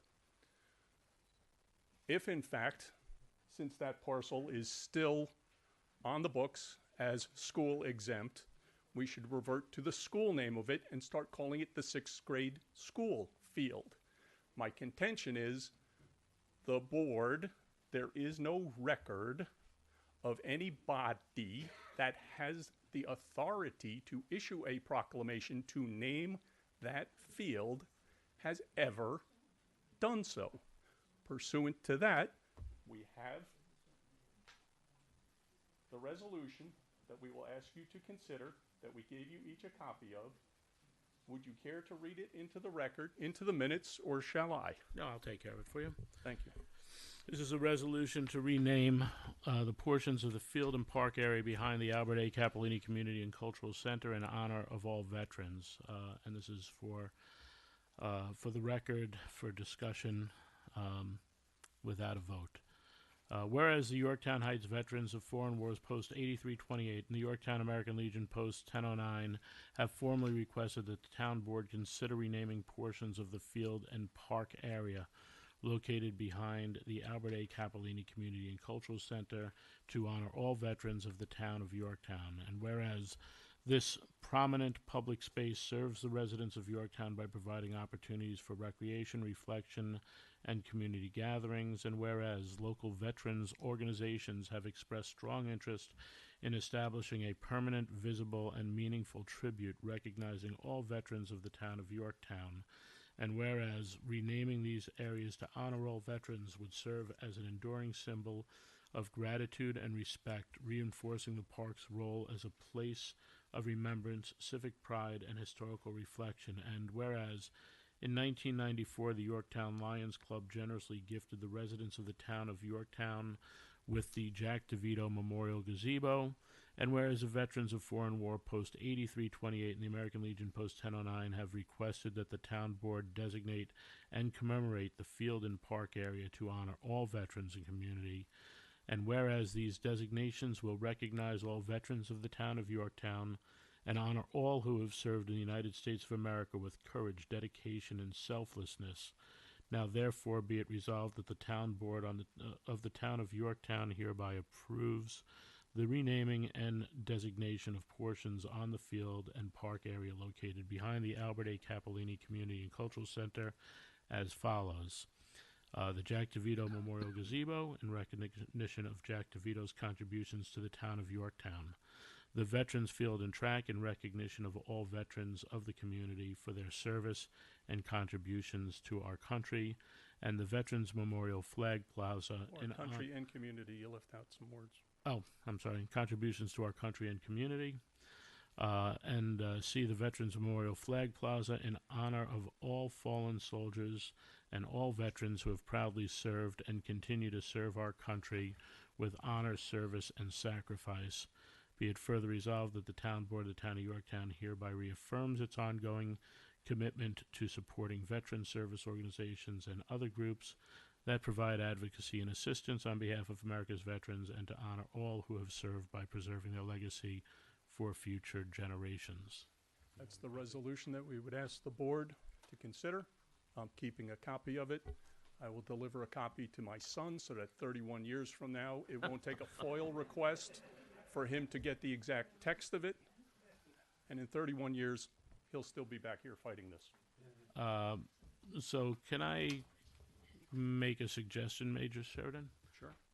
For your next Veterans Advisory, I know one of Jack's sons is not in town right now, so he couldn't be here. But perhaps they could be invited to the to your next meeting. Everyone's always invited. But specifically on the agenda to have a discussion and see where this can be worked, exactly what you're looking for. Make sure that we can look at this as a totality for that, because I know there's sensitivity on recognizing both the veterans and Jack. So is this just a different flavor of in 1 week you'll give a decision and we won't have one and we'll have to wait 31 years to hear the results of it? I'm not saying in 1 week we will give a decision. Or is this a version of send me to talk to the Parks Commission who has nothing to do with it? I didn't ask you to talk to the Parks Commission. I realized with some of the research and Aaron's email today that this problem occurred here, the lack of follow through and communication. And I always say that we suffer the sins of our fathers, and we'll have to make that decision here again 31, 32 years later. as it would be, and we will need to look at it. But I would like to have, I think I'd love to have some more conversation that we recognize everyone in this, because you know, you came in with this, which was designed by the Veterans Advisory Committee, but I know you've spoken quite a bit about making sure that we recognize and respect Jack DeVito's legacy. Exactly So- what we've been so- all about the entire time. Exactly, but I think that if we have that meeting on that side, because you run that meeting, you guys can have that conversation. I think it would be much more productive. Certainly. Please come to attend the Veterans Advisory Council meeting. It is on the third Thursday of every month. Wednesday. But this way, we might be having it on the Tuesday. We'll get in touch with you if you can leave the contact information. Then I will not be there, but I will. And since it's agenda item number 1 at every meeting, And I will, we but should I be will able to be get to it able fairly to, if you guys want to either email me or csmith@yorktownny.gov, let's do that, and let's get you guys in a room together and just make sure that we're all satisfied. I think that this is pretty close to where things should be, and if it's a signage and what we have to figure out there, I think that's great. But there's a new flair and with the Flag Plaza, which is great, and just I'd like to see if you guys could talk about this as a team and really look and make sure that this is a final version. certainly. DeVito's, any of you are certainly welcome to attend. Any of the board members, you're We certainly will invited be to we attend. will be here on Tuesday. I'd love to attend. I would just like to comment that I would love for all parties here. They all deserve the respect and the gratitude of this town and the town board and the town. I'll indicate that the town it hurts to hear that the town was remiss in ultimately resolving this matter, and I would hope that we will in some way address this, and you won't have to wait 31 years, and that we do this. But I would hope that cool heads prevail, and you can both accept comment from each other and see if we can resolve this in a way that everyone can leave the room satisfied. Thank you. Okay, thank you very much. I disagree that the town was remiss. I mean, this is a complicated issue. There are plenty of things that are going on here. I don't know if anybody from the DeVito Foundation recollects the meeting where this supposed proclamation was made. Maybe your dad does, and I know he's out of town. You know, so I think we need to get some more information, and we do need to stay on top of it. And But no, I understand. Major Mike, excuse me, please, just 1 second, okay? Just please, thank you. I know you have the meetings there, but we also have some new information that Aaron Bach says he has notes on and has provided. So let's just try to figure it out, and like Lonnie said, you know, let's have cooler heads prevail. I mean, so what I'd like to know if there's anybody else that recollects where this proclamation was made, if it was made, because I know that's a sticking point, because we can't find any Right, sure, information and- on that. So And I told that earlier, you know, give us a little time. We just need to go back to Okay. the archives and let's see potentially pull it. what we got, and I like the idea of having a meeting. You know, you guys could collaborate on a solution. I don't want to be misconstrued in terms of my saying that we were remiss. What I mean is that if it in fact this has been an issue that has been on and off for 31 years, that's why I'm not blaming any particular individual, but I'm saying that it should be addressed. I think that's what we're all here to do, right? So let's get it. Thank you for your time. Thank you. Major, thank you. Carl, thank you. Anthony. All right, we have Habitat for Humanity presentation on affordable housing on the ADUs, I believe. Yes, hi. Hi, everyone. Thanks for having me. Thank you. Oh. Yeah. I'm clearing the house. That's okay, I'll keep it very brief. It was very delightful to see a full room today, which we don't see too Hey, often. Jim, And no while I public see you, hearings. Please don't have that at a reach out to working session. Brian Slavin for me tomorrow if you don't mind. Brian Yeah. Okay. No, Jim. Jim's going to. And see if he has any recollection. Brian. Brian Slavin? Oh, I'm sorry. Oh, yes. Thank you. Oh, I'm sorry. Brian Gray is. I'm confusing. We had another Brian in Parks. I'm sorry. Should I go? Let's do it. Just give him 1 second to.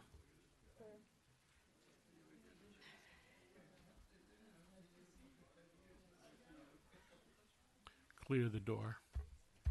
Gentlemen, please, we have other business. Give him a second.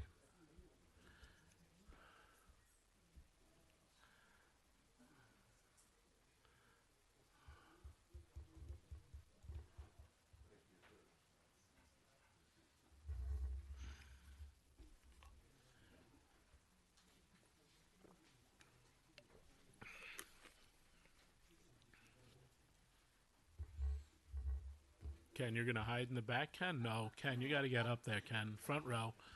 Come on, Ken. The affordable housing crew. Ken is here. Okay.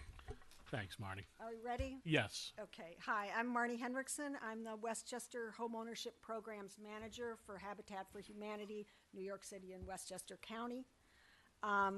We are administering grants from the state of New York for the Plus One ADU program. As you know, what you're interested in is the $2 million grant that we have for Yorktown, Cortland, and Croton-on-Hudson together as a group. That translates into 16 $125,000 grants. And I thought it best if I sort of give you a rundown of where Yorktown stands. We're about a year and in March, it'll be 2 years into this second round of funding that you guys participated in. But we only really got it off the ground so it's more like a year and a quarter.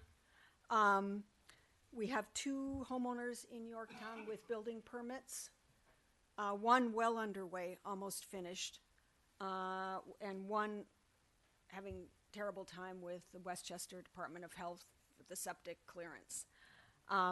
But the good news is I have 2 others that I'm going to be committing one this Saturday and the next one on Wednesday of next week. So that will be 4. And I have 2 more accepted applications who are selecting architects. So a total of 6 in Yorktown. And if I can get all 6 of those through, I'd be very pleased. That would be how you stand with the other communities. Right now I have in Croton-on-Hudson, I also have a total of 6, but 3 are, one more is committed now. And then in Cortland, I have 3. So with these all together, 12, 13, 14, 15, I have 15 out of 16. So I basically don't need, am really not doing any more outreach. I'm just processing applications that I already have and filtering people through. And I think, we'll reach our goal of 16 by the time I have to report back to the state at the end of March. Do you anticipate that this program will be extended another funding cycle? Okay, the way it goes is there's been 3 rounds of funding. We participated in the first round in the river towns and Bedford. And then the second round, again in the river towns and with you guys. The third round, we did not participate. Another affordable housing organization, Housing Action Council, did for Westchester. And they, I believe, are doing Lewisboro, Pleasantville, and Terrytown. But those are the only communities. Now, the state has not told us if there are going to be any more rounds of funding. The first 3, that's all that's guaranteed. They're sort of seeing how we do. The program was very, very slow to get off the ground. The first year, nobody anywhere in the state was getting any traction. We had all these challenges. And I also wanted to mention the fact that you guys worked on your zoning code and improved that, making it more accessible for these homeowners, was awesome. I've got so many more applications, so many more inquiries from Yorktown residents. And some that had been rejected in the very beginning of the program are now able to apply. So I think that's- we thank the housing board for bringing that to the board's attention. yeah, it was, To make it's the really, very minor tweaks in the law Yeah. that made it possible. yeah, so I think it's going very well. I don't know if you guys want me to run through the program. You're probably familiar with it. Yeah. Homeowners need to be residing, single-family homeowners residing in their home, 120% AMI, area median income or less. Now, when the program first started, it was 100% AMI, but we found that because a homeowner contribution is required in almost every single home, that you have to be able to make more money in order to make that work. Because we are finding that, homeowners that wanted to get the ADU in order to rent it out, in order to help pay their taxes, in order to stay in their homes, didn't have that extra $50,000, $75,000, $100,000 to put into the unit. Because when do you start making your money back then? So we raised the AMI a bit and started, quite frankly, targeting sort of a different type of homeowner, someone more who's trying to legalize something that wasn't legal in the past, so it's almost there, or people who were going to do it anyway. And surprisingly, most people think that everyone would be renting out these ADUs, but I would say it's about 50% a family member is going to occupy the ADU. Either a special needs family member, a child, with some kind of disabilities that can live independently but not completely independently. Or I have instances where the homeowner or maybe is aging in place and moving into the ADU. It's a single-story unit, small, and they're renting out their house. Therefore, being able to stay in the home with that additional income. So there's all different kinds of scenarios that people are doing. The units are between 400, I think Yorktown is between 400 and 1,000 square feet. Isn't that, I believe that's what the rule is here now. We brought it up to 1,000. Yeah. So I think you're the only ones. Everybody else is at 800. The application process is relatively simple. People just contact me. I ask a few questions. If they're following in the right range, I send them out an application. I qualify them for home ownership and income. Then Habitat helps them select an architect, helps them select a contractor. It is a homeowner-driven program. They are in control of what happens, but we are providing, expertise and backup throughout the process. I take the homeowner all the way to the point of getting their permits. Once they reach that point, I turn it over to our construction team, and we have a project manager who takes over the budget and pay all the other paperwork for that, and does some site visits. I visit the site also initially with the architect and the homeowner to sort of hash out a rough budget, get paperwork signed, and just get the whole process started, answer all questions. I'm trying to think what else. Do you guys have questions? So it's only one unit left right now, Barney? Well, one unit left. Sort of. It depends. A lot of things happen. So I mean, people, it looks good. They are And then ready it to drops sign an off. agreement. Then something falls through. But 15 applications currently, but Yeah. they haven't been approved yet. well, I have in Yorktown or in total. I have 15 approved applications. Oh, I see. But That's a big thing between, what happens is, once we figure out a budget, that's the moment of truth, because that's when we find out, okay, I don't we're have, gonna have to put in $40,000. So you have 15 applications currently overall. that Overall. have been approved. You're ready to move forward on. Yes, yes, and It's pending. pending the homeowner's budget. budget and architect selection and stuff, but, 1, 2, 3, 5 of them, I have permits and are underway. Fantastic. And how many of those are Yorktown? That's, the Yorktown, I only have 1 underway, another with permits, as I said earlier, that second one, was right, the that's septic issues. But I am getting these commitments, yeah. The signed, accepted application is the 1 level, that's the 15. But then it's the, once they sign on with me is when they're saying, and It's committed. also I need to see proof of homeowner contribution, things like that. That's where it gets a little dicey, and But you have I six- lose people. But you have 6 dedicated to Yorktown. I have 6 that I am holding for Yorktown. 2 are fully committed. 2 more will be committed by the end of next week. Once they sign my grant agreement, that money is theirs. It's theirs to lose. You know, if they decide to back out or whatever, that's it. I did have 1 homeowner in Yorktown signed on early on in the program. We spent money. We paid the architect initial fees, and they backed out.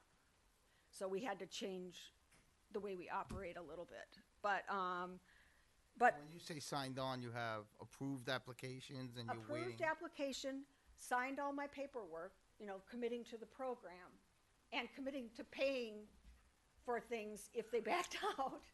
But I then gotcha. they backed out, but I got the state to just cover the expenses Well, that because was nice. it was too early. We were very early in the program. We're not gonna go around suing somebody, you know, I mean, it was like, no, we just wanted it to succeed, and that was just something we learned, that we just handle things a little differently. Well, that was nice. I mean, if they're coming to you for Yeah. the grant, Yeah. you know, they obviously have a need, you know, suing them is gonna be counterproductive to the whole purpose of the program, Yeah. right? So, But, That you was know, nice. it's, in the beginning, the program was very, very challenging between the homeowner contribution, real estate tax increase, property tax increase, I mean, and the homeowner contribution and zoning. We had big zoning problems in the beginning. So things are slowly getting worked out. And, yeah, around the state, Long Island is having tremendous success with their ADUs. I don't know how they're doing it. They're just building them like mad. And also, further upstate.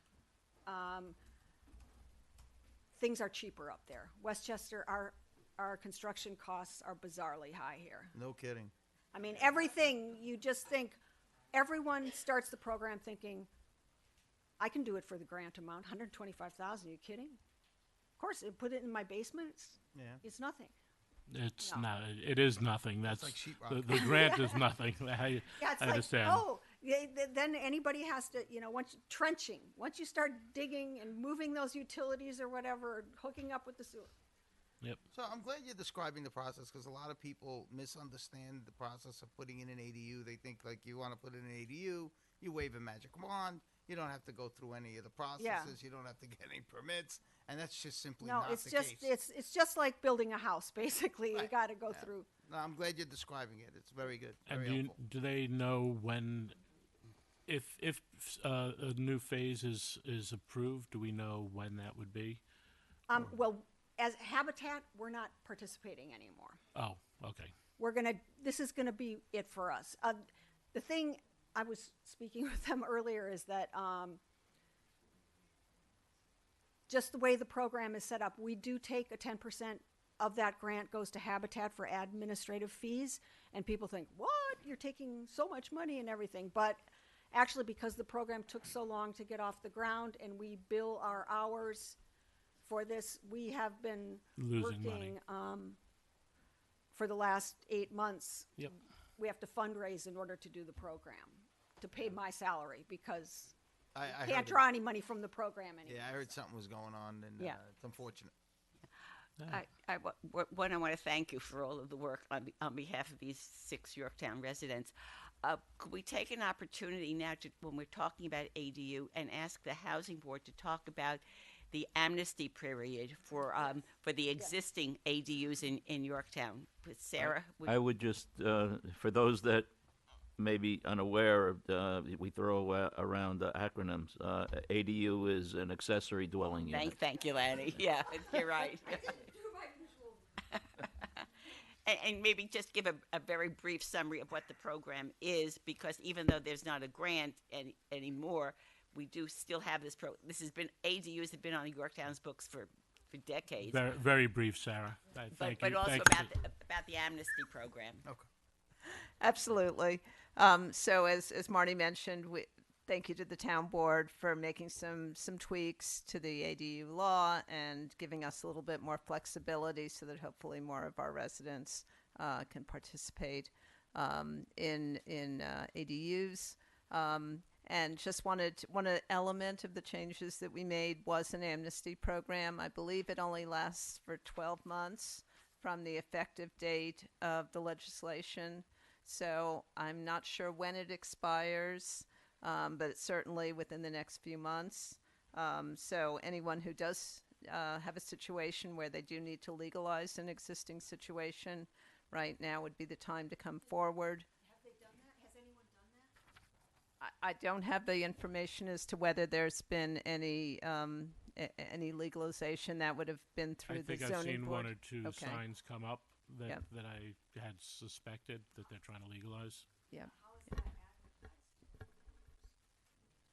Well, I'm up here tonight mentioning it, but it's probably not a bad idea for us to, as we're approaching the deadline, to maybe make a note of it in the supervisor's letter or out, in our ever popular Yorktown News. Remind our residents of what the deadline is, so that And they need to go to the zoning board to get a special permit. That's the issue. They need a special permit. The requirements there are certain requirements, criteria, but they're not all of that stringent. But they're designed to protect the homeowners, designed to protect the neighborhood. So just go to the zoning board. That's what you have to do. We'll get that out. Okay. Marty, you need to step up to the mic, and you could ask. I'm just curious about We if can you hear you, have but any the idea people how in many TV land illegal can't. ADUs there are, because the same thing came up in Croton on Hudson, and they think they have a tremendous number. We definitely have been working on our revamping of the system of where were the existing ADUs, what's dropped off, because I think that our building department has been in the past remiss about having a schedule to make sure that they come back into zoning. But we're working on some new computerization down there, some systems that will help to keep that running. We just did some online applications processing, and I'm going to, in the next month, look at some different things that I think would be efficiencies for the town, whether it's tracking that, fire inspections, a whole bunch of different things. Our meters, we're working on that now. We've with the commercial meters on how they have to be checked every year. So we've really been trying to pull all that stuff together. Good for you. Yeah. Good. I seem to remember a number of 130, and then there was a higher number, Really, which were that many? which were existing ADUs that just didn't recertify. It's like every 3 years, correct? Isn't it every 3 years? So they came initially and then just didn't come in front of zoning, which is, I think, a kind of routine process. But like the supervisor said, he's been working on making things more efficient so we can keep better track, and we've had some software upgrades to do just that. So we'll figure And it if out. there's anything the housing board can do to assist with that, of course, Yeah, we're you here guys to are do awesome. that. Yep. Thank you. Thank you. Thank you so much. All right, the 250th Revolutionary War Commission. Yeah, thank you. That's my contact information. Yes, thank you so much. I'll take one, please. Thank you. Does Habitat for Humanity still have The thing is, we just, some do, some, we're all these legal affiliates under the state umbrella of the Habitat for Humanity International. Some do that, our affiliate does not. We actually, we don't do much volunteer. We do a lot of volunteer things, but it's corporate, fundraising. Gotcha. Okay, thank you. Thank you. Thank you for doing that VA program. Good evening. Hello. Thanks for having us in tonight. Where's the rest of your committee? They'll be standing momentarily. All right. What we'd like to do is talk to you about Yorktown 250, the commemoration of our 250th independence from Great Britain. And so this presentation is brought to you by two people, two sets of folks. One is the Yorktown Heritage Preservation Commission, Yorktown 250, and the Washington Rochambeau Revolutionary Route Group, New York based. Okay? So let me have you, Diana, go to the next slide. By the What way, I've been to Britain. I don't think it was that great. So, Okay. just All how I right. feel. What I'd like to do is give you a little background about why we're here and talk to you about a specific opportunity, which in our minds is having our history and our heritage be a cultural heritage destination for Yorktown. And we'd like to recommend a plan, four parts to it, I should say: signage, exhibits, public outreach vehicles, programs, and some events. And we'd like to propose our master calendar, requested funding, and some next steps. Next slide, Diane. Thank you. So many, many, many volunteers have been getting ready for this year, 4 years. And I'd like to just hit the pause button and just for a moment and share with you that over 40 volunteers over the last couple of years, or more years actually, have been giving their hours and their time to help us get where we are in support of the 250 event. And last year, for example, they gave over 2,770 hours, year before 1960. So Sergio, when you said you're going to pay top dollar, I zeroed right in on that with my calculator. Anyway, what I'd like to do is say that some are here tonight, and I would like them to stand and raise their hand. And I would like to say on behalf of the town and on behalf of the commission in Yorktown 250, W3R, New York, we say thank you. So please stand and raise your hands. Come on, guys. Get up. Thank you. Okay, so what have they been doing? Well, over the last year, or last 2 years, I should say, we've delivered over 24 programs and done quite a job to get us ready for 250. And we've worked with a whole lot of people, and I'd like to just call out a few if I could. We've worked with about 7 or 8 historical societies. The Yorktown Grange, our venue partners, the First Presbyterian Church, we've done a number of events there. We work with a number of historians, Dr. Iris DeRode. I don't know if many of you watched the Revolutionary War, Ken Burns. Ken Burns, six-part miniseries. 6-part miniseries, 12 different 1-hour sessions. Dr. Iris DeRode actually was the historian on there, and she's been consulted as part of our work as well. Dr. Robert Selig, he is the trail historian and scholar. And we've also gotten advice and counsel from Colonel Jim Johnson. He was the former professor in charge of history at West Point. And we work with all kinds of officials at the state, county, and local levels, and many of the local civic groups. Ed, thank you for your help with the Lions. And the Masons we've worked with. We've worked with the sons and daughters and children of the American Revolutionary Patriots, and a number of living history organizations. The Living History Education Foundation, the Brigade of the American Revolution, and a number of reenactors and regiments. And also, we've gotten support from the Council General of France in New York, and a number of other people. So everybody has been a part of this and really helped us get where we are today. So as a result, what we have is a proven portfolio of events and programs to support our 250 commemoration.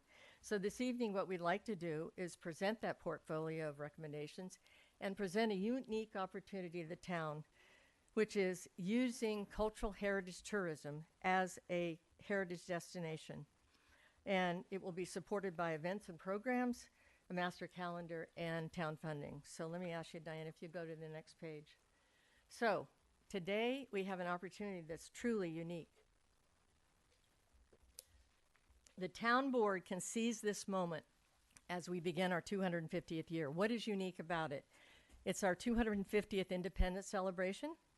We've got robust history in our town, and you all have said we want to make Yorktown a destination. So while trails, farms, and parks are important attractions, Yorktown's history can be a cornerstone as a cultural heritage tourism outreach campaign in 2026. Okay, next slide. So look at this. We are very, very unique and rich in our history, and very few towns in Westchester County can actually call this out. So let's just take a quick look. British loyalists burned down the First Presbyterian Church in 1779. Major Don Andre stopped 3 times in Yorktown, carrying the plants of West Point in his boot down to the British in New York City. The British loyalists attacked the First Rhode Island, with the First Rhode Island Regiment at the Davenport House, were attacked, creating another historic event in our town. And in 1781, Rochambeau and the troops came through on the way down to the siege of Yorktown, and they came back on the way in 1782. So all of that are major historic events. He was here last year. I met him. I know you did, but Him and George Washington. that was one of his 7th generational descendants that came back last year. Okay. So guess what? We have a lot of historic assets. The Town of Yorktown Museum, the theater, the Hart Library, Railroad Station, Railroad Park, Pines Ridge Monument, you name it, Veterans Memorial Circle, 15 landmarks, and we have 31 homes of historic distinction. And I just like to show you we have 31 of these in our town now, and they're all over our 6 hamlets. Okay, the Hart Library happens to be one of them. And the one thing most people don't have is the Yorktown name. Okay, why is that important? I've just shared with you there's a lot of history here, but guess what? We took our name, citizens in 1788 said, you know what, we want to rename ourselves from Hanover to Yorktown, and they did that, and they went to the legislature and got it happen. And in 23, we went down to York, Virginia, and got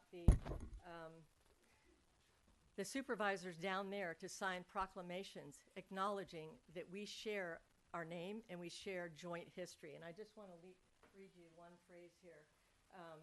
It says that, let's see here. Whereas on March 7th, 1788, the name of Hanover, New York, was changed to Yorktown, New York, in honor of the decisive victory of the Allied over the British, and forever linking Yorktown, New York, to Yorktown, Virginia, location of the 1781 victory, and this shared moment in our nation's history. So this is something really cool.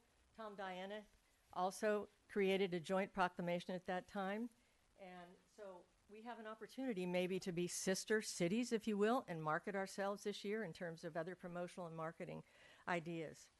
Next slide, Diana. So, cultural heritage tourism and our robust history and 250 represent this powerful combination of economic tools that we have right now. And I you may recall, I think it was in 2020, February of 2020, we actually came forward to you and asked you to sign a couple of resolutions. One was Yorktown 250. The other was cultural heritage tourism as a strategic driver. And with those 2 proclamations, we have the background and commitment of the town, I think, to do this. So what is cultural heritage tourism? It's really experiencing authentic history, traditions, and cultural assets of a place. They can be tangible and intangible. Tangible are monuments, landmarks, museums, historic sites, and nature. Intangible can be theater, festivals, culinary experiences, concerts. But guess what? Cultural heritage tourists are unique in the sense that they have higher incomes, bring more resources than regular tourists. They're more frequent travelers. They are likely to travel farther to get the experiences they want. They stay longer. They spend more than regular tourists, and they have the same need for amenities. So we're set up perfectly to use cultural heritage tourism as a driver. Next slide, Diana. So what we believe is that Yorktown has what cultural heritage tourists want, and the town board can recognize cultural heritage tourism as a strategic driver. With our assets in 250, we're encouraging you not to miss this opportunity to commemorate our 250th. So, we put together the building blocks to deliver the Cultural Heritage Outreach Campaign, and I just want to take you through it. All of these are intended to drive traffic into the town. Starting at the bottom, if you look around and you say, do we announce the fact that we're historic? There's not a lot of signage out here that announces that we are historic. So we think we should be focused on that. When you get in the town, have some signage that welcomes people to historic Yorktown, and then when they're here, help them understand what are the historic sites as you go through the town. We think there's an opportunity to do a couple of permanent exhibits, one in the museum and one at the library, that shows our Revolutionary War history, and we've got some public outreach vehicles we want to share, programs, and some one-time special events. So all of these are intended to drive traffic. So Diana, the next chart. Okay, from a signage standpoint, what we're recommending, and I've taken a trip down memory, or out on the Taconic actually. You've probably seen these blue signs that are up there. These appeal to people or generate interest in attractions. But notice, there's generally 6 slots on a sign, okay? And this one, which is right by exit 17 as you get off our exit, it says Wilkins Fruit Farm, Stewart Fruit Farm, Hemlock Farm.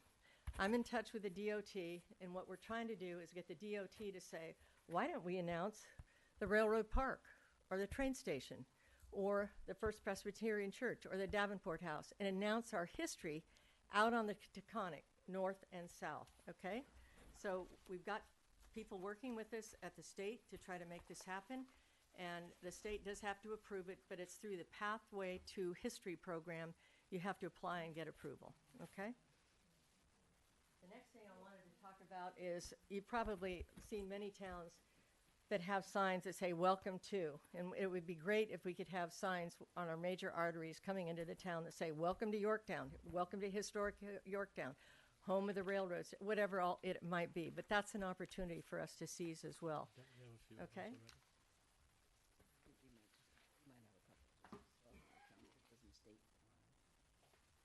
don't think she was looking for it to state why. Lynn, were you looking for it to state why? Because we have a couple of signs, welcome to historic I Yorktown. heard that, but I can't find where they are. So I think there's plenty of opportunity, Underhill, Baldwin, you know, when people come in, to put those inside the town. Yeah. But those signs require town board approval and working, obviously, to make sure there's no right-of-way issues or whatever. The other thing I want to talk to you about is local wayside markers. This is a picture of a marker. Anyone know where this is in Yorktown? What it is it's a marker announcing the trail, Rochambeau and Washington, and over here it talks about Rochambeau being arrested near the Halleck's Mill Pond. You know where this is? It's in FDR Park, near the parking lot for the swimming pool. So it's really not in the right place. So one of the things we want to do is create some of these signs that explain our historic sites, but put this one in the right place. And that means working with various people at the state and Good luck SHPO with and that. so on. Well, actually, we Well, should. Linda you can talk to Cooper is Linda, right. she works with the Yeah, park. Linda should be a perfect person. I've been in touch with her. She's referred me to the right people, and Great. so we're on it. Okay. Okay. Okay. If not, Sergio's pretty good with a shovel. Okay, I got to keep that in mind. We could get Guys, it. pay attention, take notes. Sergio, good with the shovel. Just Okay. looking up, my number's everywhere. I'm good with cement. So. All right, the next thing I wanted on the Thank list you, Mr. is Supervisor, I'm sorry. is replace a missing marker. The Pines Bridge marker is gone. Okay, when they put the causeway out there, Route 100 and about 118, that's all submerged under the water. Okay, and this is a rendition of the Pines Bridge that Paul Martin did, which is great. I don't know if Paul's here in the room, He is. but this is a nice little bridge that was used to house or have people pass for many events that secured our freedom over time. So what we'd like to do is get a replacement for this. And again, I've been in touch with all the right people, and we have copy that we propose for it. We have a location that we want to put it at. But this is an important, I think, commemoration that we want to acknowledge as well next That was year. at the intersection of 118 and 100? It's 118 and 100. When you turn right there, there's an area there that we want to place it, okay? So we've searched high and low to see if we could figure out where to go, but we know based on everything that the prior sign that was there, that that's where it was, okay? And so we want to put it back in the same Where place. they have all the equipment and where they was doing the widening over there? Yeah, but this was many years ago that we lost it, and it's underwater now. So, anyway. They wanted to put the. So the other thing we want to do is, how many of you seen our landmark signs in town? There's roughly 15 of them, and they're tall, and this is what the top of them looks like, but they were made up of plywood and MDF wood years ago. They're faded. So we have spent the last, I guess, 3 years actually raising funds, and we now have brand new replacement markers that are bronze. This is what they look like, and we have 8 of them done so far. They're in storage, and so part of what we want to do this year is actually install those with little events and photo ops and create and explain the history behind each of these. Okay, all right. The next thing that I would like to share with you, I've talked to you about the permit exhibit, so Diana, you can go to the next slide. Okay. What do we mean by public outreach vehicles, all right? What we mean by that is giving somebody a guide to figure out where all our historic sites are. This brochure was done by Doris Alzer 50 years ago. This is the most recent tour guide we have, okay? It's historic. It's very historic, yeah. So there is a reference model that I'm going to use, but we have a draft well underway. We have roughly 65 different spots in our town that we can highlight, okay, which includes landmarks, homes of distinction, the veterans pieces, as well as all the Rochambeau stuff. This is one that I think people in the room will recognize, but what we'd like to do is create something like this that has a little blurb about each, okay, and a map, and it shows where things are, and to provide tours within the homes of distinction or the landmarks or all of it, okay? So that's something that we want to propose as part of our programs this year. Lynn, Next. at one time I spoke about trying to maybe do something with that also virtually with like markers and QR codes. Actually, you teed me up because I'm going to mention that in a minute. Perfect segue. What I used to like when I go to like a historic museum or whatever as a kid, I remember getting those kind of maps, and they were sort of like they made them look like they were an old parchment. And good and as idea. a kid, I Okay. used to be it was a fun thing to have something that looked old. Lonnie, you know I can't resist. I the know, thing. I know. When you were a kid, they were using parchment. All right. The my next God. thing, just like I showed you, we're trying to build the historic sites of Yorktown, a map, a driving tour. We're going to do one for New York State. There are 13 different encampment sites in New York State, and we want to profile our 2, Camp 16 and Camp 38 here, and really blow that out from New York State. So that's the second item on the chart. And of course, banners and lawn signs for the events. The other thing we'd like is support from Thompson Bender when whatever you approve. I've already told you whatever you need from them. Okay, perfect, okay. And then from a town standpoint, to have our calendars and our websites and our Facebooks all kept up to date as well. Okay, programs. 2 author talks. The libraries are very, very involved in what we're doing. Yvonne Check is leading the effort to do a One County, One Read. They haven't announced the author yet, but the library will be doing a One County, One Read and doing a lot of intermediate activities related to that. They're also going to do a couple of specific books relative to our time. One is A Woman Central to the Revolutionary War, and it's something related to the Paul Revere's Ride. The next thing is up here is called the Never Forget Gardens, honoring those who gave the ultimate sacrifice. Some of you may know that we're working with the Grange to actually redo the front of the Grange, okay? So this is a picture of the Grange, right, when you enter there. Some of you may know there's a monument as you enter the driveway and a plaque on it, okay? Well, what we're going to do, they've agreed to do a Never Forget Garden. So we're moving the plaque up on the monument, and we're putting it so it's aperture. So when you walk in the Grange door, you see a whole recognition of Rochambeau right there. Over the right side, we're going to do the Never Forget Garden, and in the center of, down in the corner here, we're going to recognize the fact that the Grange was a farm and have farm implements and so on. So it's a three-part.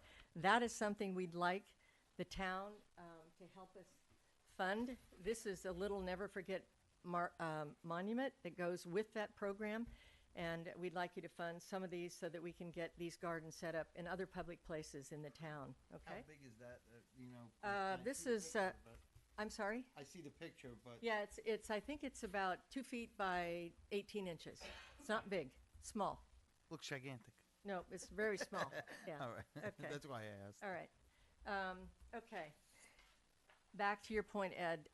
We want to have our students, 4th, 5th, 6th, 7th grades, do a digital audio narration of all of our historic sites, okay? Get with social studies teacher, maybe it launches a broadcasting career for some, who knows. But the bottom line is we'd like to have those students actually profile all of our historic sites in a little 1 or 2 minute blurb for that is going to be our digital narration.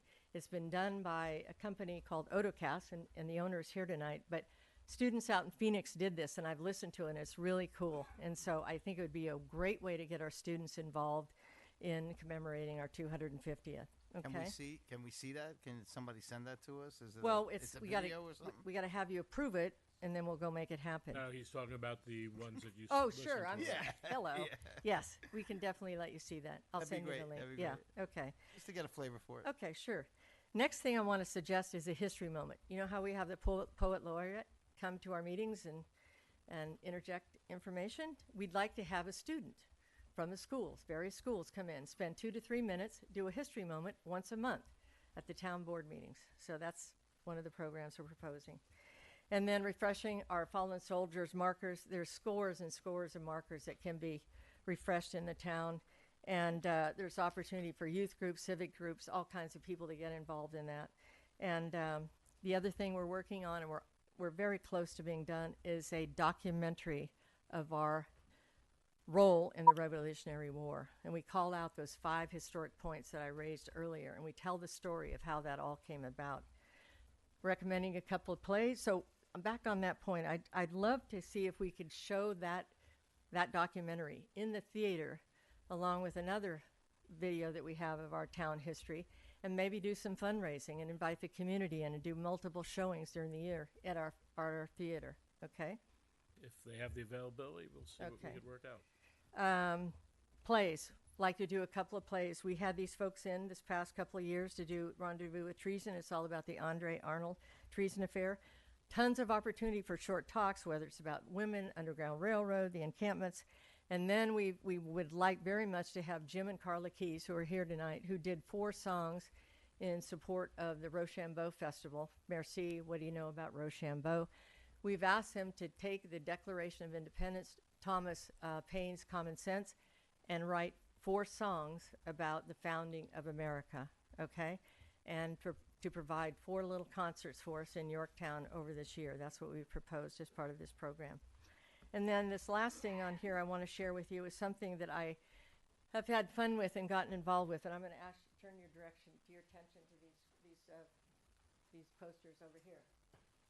I was asked by one of the former town board members. Speak to the mic. Sorry. I was asked by one of the former town board members to go to Brookside Elementary and give a little talk about Rochambeau. I said, okay, let me see if I can do that. So I did, but what you're going to see is just a few of the poster boards of about a 3 or 4 minute talk, okay? All right, Ed's going to help me here. So, first thing I say is, no, that's the first one right there.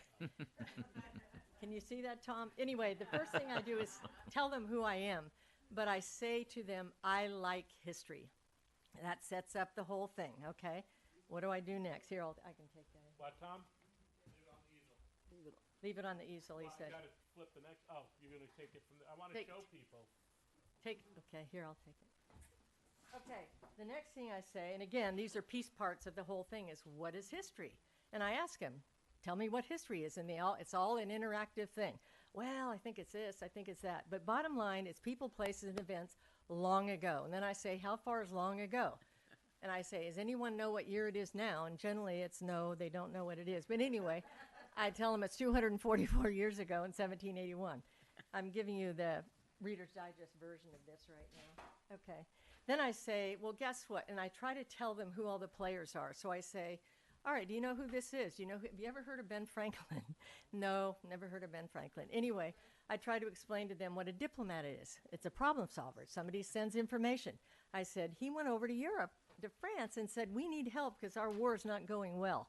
Part of what I also try to convey is concepts, like the whole idea of working together, teamwork, where people get along. Make sure that we understand what that means to get along and to work together. So that's just a piece that I try to convey. And then I also explain to them that Vanna, move it up a little bit. I explained to them that guess what? France did send us some help. They sent us a general and about 5,000 troops, and they left France on those big ships. They crossed the Atlantic. It was 3,200 miles, and they landed in Newport, Rhode Island, okay? And guess what? We were called the colonies back then. We were not the states, and New York was one of those colonies. So I try to explain what that means. Anyway, I'm leaving some things out, but you get the picture. Go back to social. Then I say, guess what, who they sent? You ever heard of General Rochambeau? Have you ever heard of Rochambeau? Yes, that's a street on the other side of Yorktown. Okay. That's what I'm looking for. Not looking for that right now, but this. General Rochambeau is a leader of French army. He came over with all those troops, so we can, that's enough on I him. met that guy. He was here.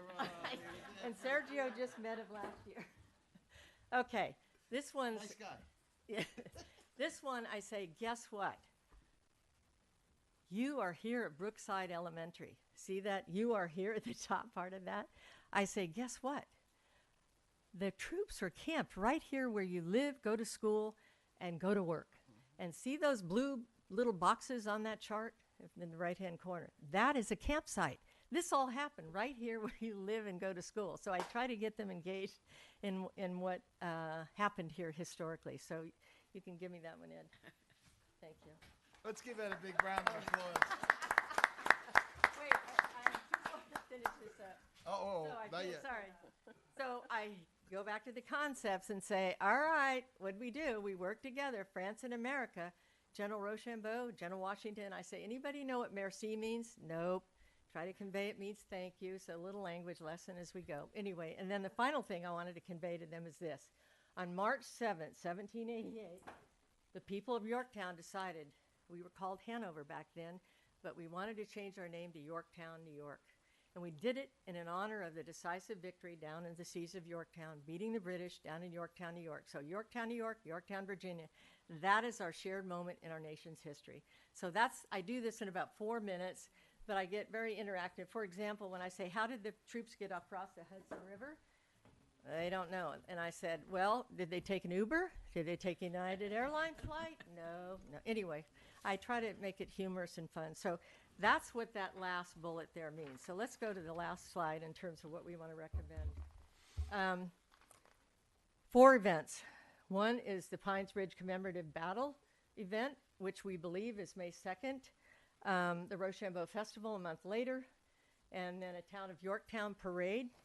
We'd like to propose a very old-fashioned Yorktown parade here, where it might be the style of the Veterans Day Parade, but the route of the Memorial Day Parade, but it include color guards and kids on bikes.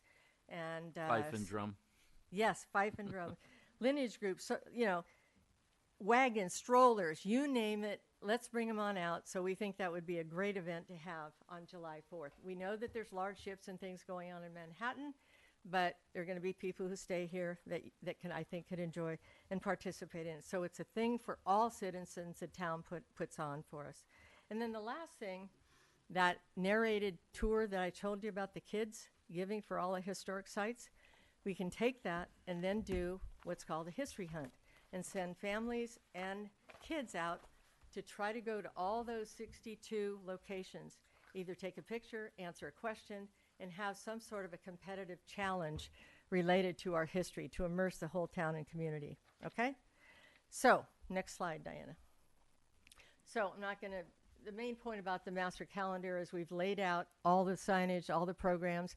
You can see they're more heavily implemented in the May, June, July timeframes when the kids are out of school.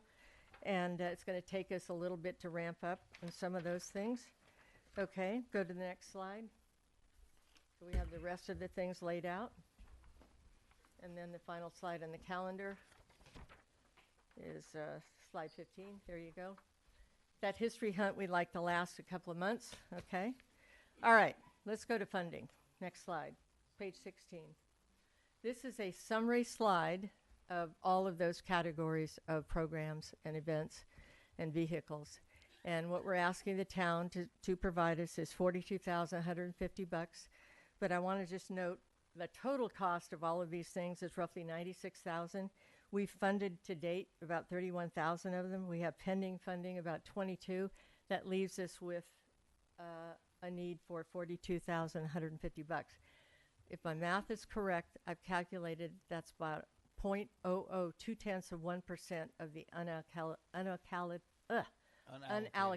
funds balance. Okay. What follows is the detail behind each of these. Diana, you can just go to slide 17. But behind their signage, I've broken out all the different costs. And again, costs, funded, pending, and unfunded. Okay. Go to the next one, which is the outreach vehicles. Same thing. Roughly 2,325 needed there. Programs, same thing. 11,225 needed there. And then the event funding is there. We don't know what the funding is for the Pines Bridge Battle, so that's left unknown. But we're hoping that the 4th of July parade could be funded within the family special events line in the budget. And so you see the numbers there. And then again, I summarized the numbers on page 21. And so that's what we've put together as far as what we'd like the town to support us with. We've actually tossed around the idea. We just haven't figured out how to fund it. Having a fireworks display for 4th of July, which would tie really nicely into your parade. It would be just like a great day. Great idea. We actually had thought about that for the Rochambeau Festival, but maybe it's more appropriate for this. Okay. So, last slide here, Diana. So, we're saying history, 250, and being a destination, because we're very historic, is a unique combination of things that have come together this year. So I'm saying don't wait. Could be another 50 years where we get to do this again, okay? So if you can, adopt the Cultural Heritage Tourism Mountain Campaign for 26. Combine the history with the goal of the destination, with the 250 master plan, the schedule, and the funding. And you've already committed the Thompson Bender, so thank you very much for that. So let me pause here and ask if you have any questions. Next slide, Diane. I think it's terrific, your presentation. One thing I was just curious, I over the years with our poet laureate, he introduced me to the story of Sybil Luddington. Yes. Which was it's a story for the kids, but also evidently her ride was double what Paul Revere's ride was, and it was local. It was right here. We can share some of that as well. There's Absolutely. a local author who Yeah, wrote no, that. I've read the book You met myself. Vinny? I'm Do you know? familiar with it. Yep. Yeah. Yeah. Yep. So, Any other questions? We And, oh, I'm sorry. I just want to thank you and all of the people who work with you. It's an exhausting list. It is so comprehensive and multifaceted, and I think it has great potential. So Thank I you. think Thank you very much. So did you get budgetary figures for the May one that? I don't have any of that. No, I don't have that. We don't no. know. So Yeah. that's and Yeah. I think we have John. Do you guys have anything to present today? We can talk if you like. Yeah. Do a presentation. Why don't you come up? So, so everyone realizes there is another group that's working in conjunction on this. They had a planned event that'll run independently of Rochambeau, but about that same time frame. May 2nd, I think, is theirs. Ours is June 6th and 7th. Oh, you June 6th and Yeah. 7th this year? Yeah. Okay. So about a month apart, but Yeah. reenactments and all, I believe. But why don't you guys fill us in on it, and thank you for Excellent making it here. presentation, Lynn. Yep, thank you. Yes. Exciting.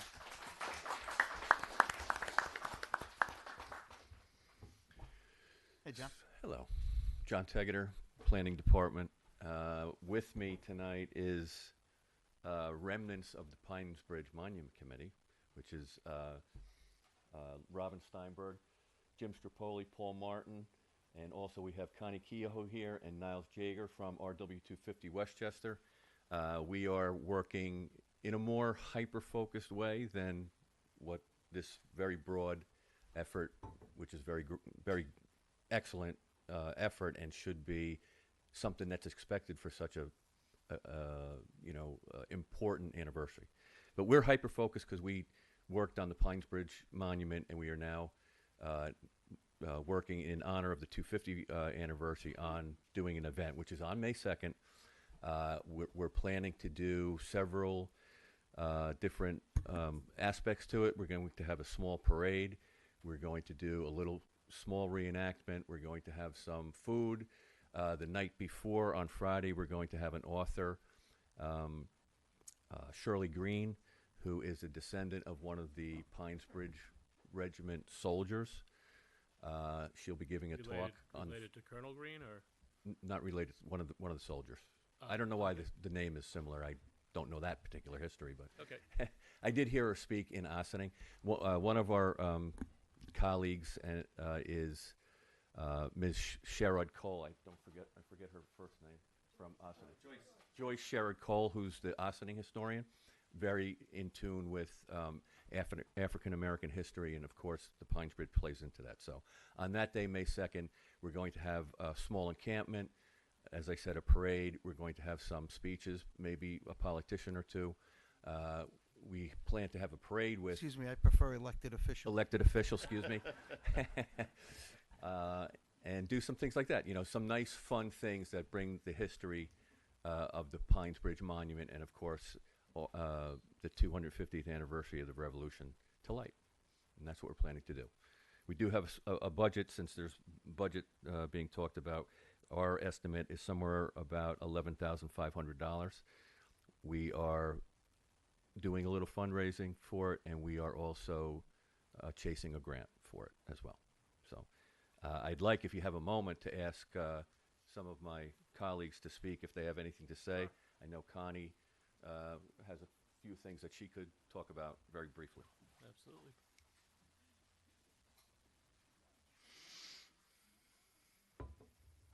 Hello, gentlemen, ladies.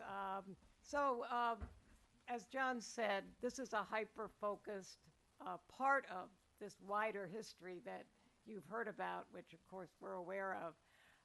And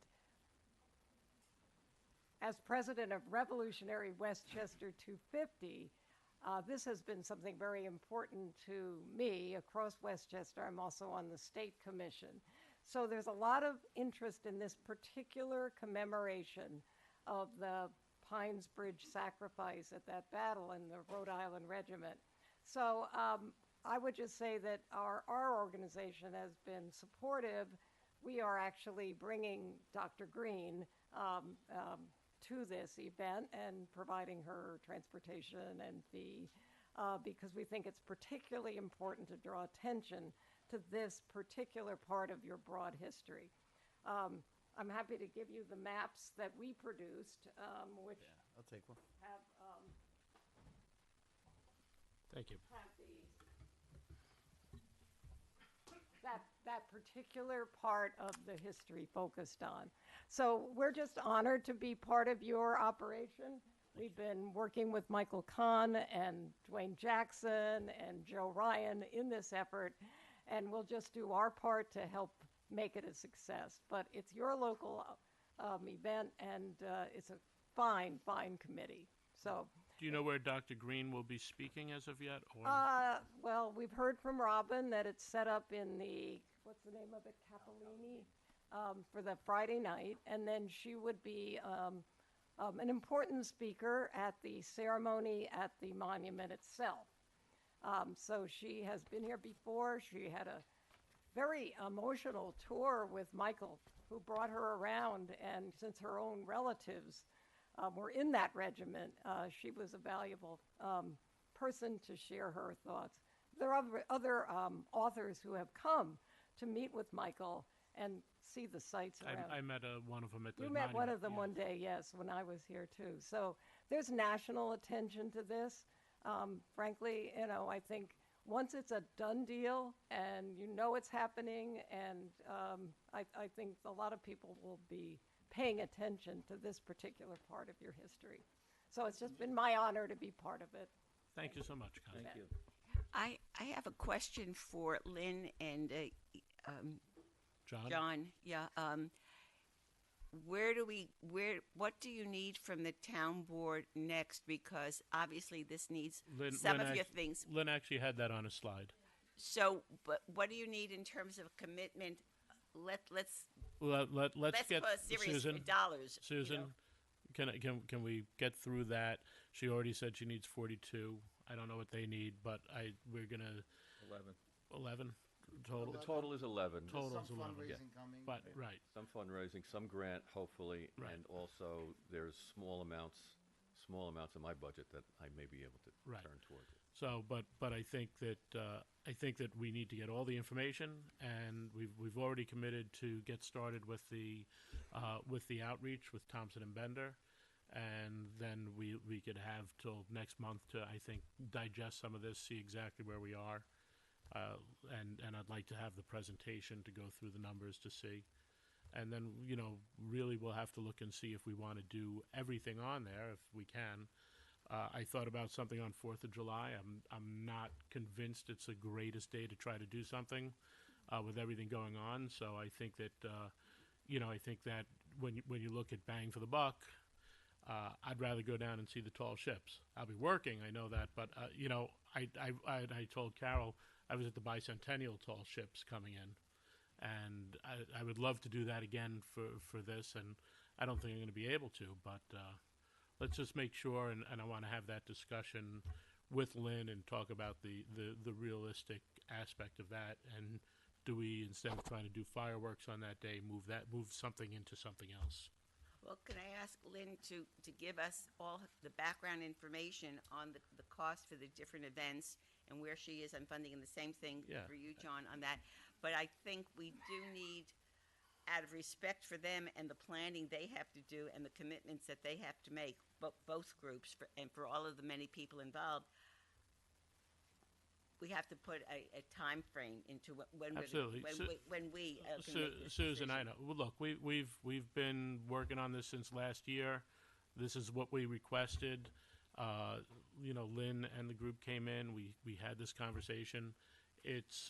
Right now it's a matter of let's get all the information, figure out what's needed, and then we could start our commitment. We can't sit here and commit without going through everything, but we know there's a deadline. I think there's a genuine desire to do this. Absolutely. Right. Yeah, I really like all of it. Yep. We are in the year 250. But yeah, let's start to focus and narrow the conversation, so this way we could get, it was just a great presentation. You guys are doing a great, but right now it was just kind of like, here it is. This is what we're thinking. So let's focus that down. But I like all of it. I think it's just fantastic. One other thing, And I love the map. This is just great. one other thing I forgot to mention is we are in the process of purchasing and designing a new granite monument for what is called the Veterans Memorial Circle in honor of the Revolutionary War. So that's in process now. We hope to be able to unveil that on May 2nd. Right. And John, that was paid for out of the last year's budget. Right, correct. So to make sure we have the money financial freed up commitments for been this made year. for that monument? I'm sorry? Have contracts been signed for that monument yet? Yes. So you can't go back and say, I'm going to put the roughly $15,000 that was in for the monument, we can't put it into whether it's the Pines Bridge event or any of the other. Susan, why? Yeah, I'm just asking. we had a vote on the monument, and we're going with the monument. I'm not. I think honoring the Revolutionary War and everything that our country went through for that, to not have that physical marker in perpetuity, it would be quite an insult. And inhabitants of right outside this room. Yeah. We're doing it. Yes. Yeah. All right. So, James, Paul, did you guys have anything to?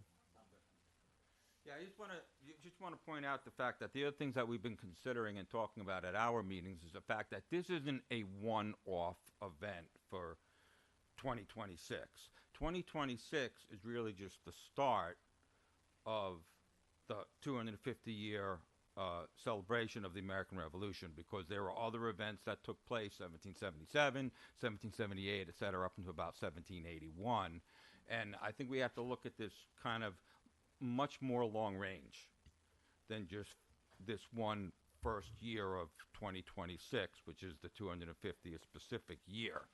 So that's the other thing that, and not being able to get too far ahead of that, but I think the potential is to have this kind of just be the momentum starter and just kind of have it roll through the next 4 or 5 years as these other events that are historically happened here in Yorktown. The actual 250th anniversary of those specific events will be coming up during the course of the next 5 years. So it's kind of like a long-term agenda in that regard. Like Rochambeau's return. Exactly. And I think that was part of what Lynn was, I think, pitching to us. Right. That it becomes part of our culture and right, and to make Yorktown a destination historically, right? Exactly. And we've also we're all on the same page here. Yeah, good. I just want to make sure of that. We've also been approached by the Daughters of the American Revolution, who would like to. I don't know if there's any representatives here. No. From the DAR. Oh, is it? Oh, yeah. Do you know about the plaque? Yeah. Yeah. So there's also that.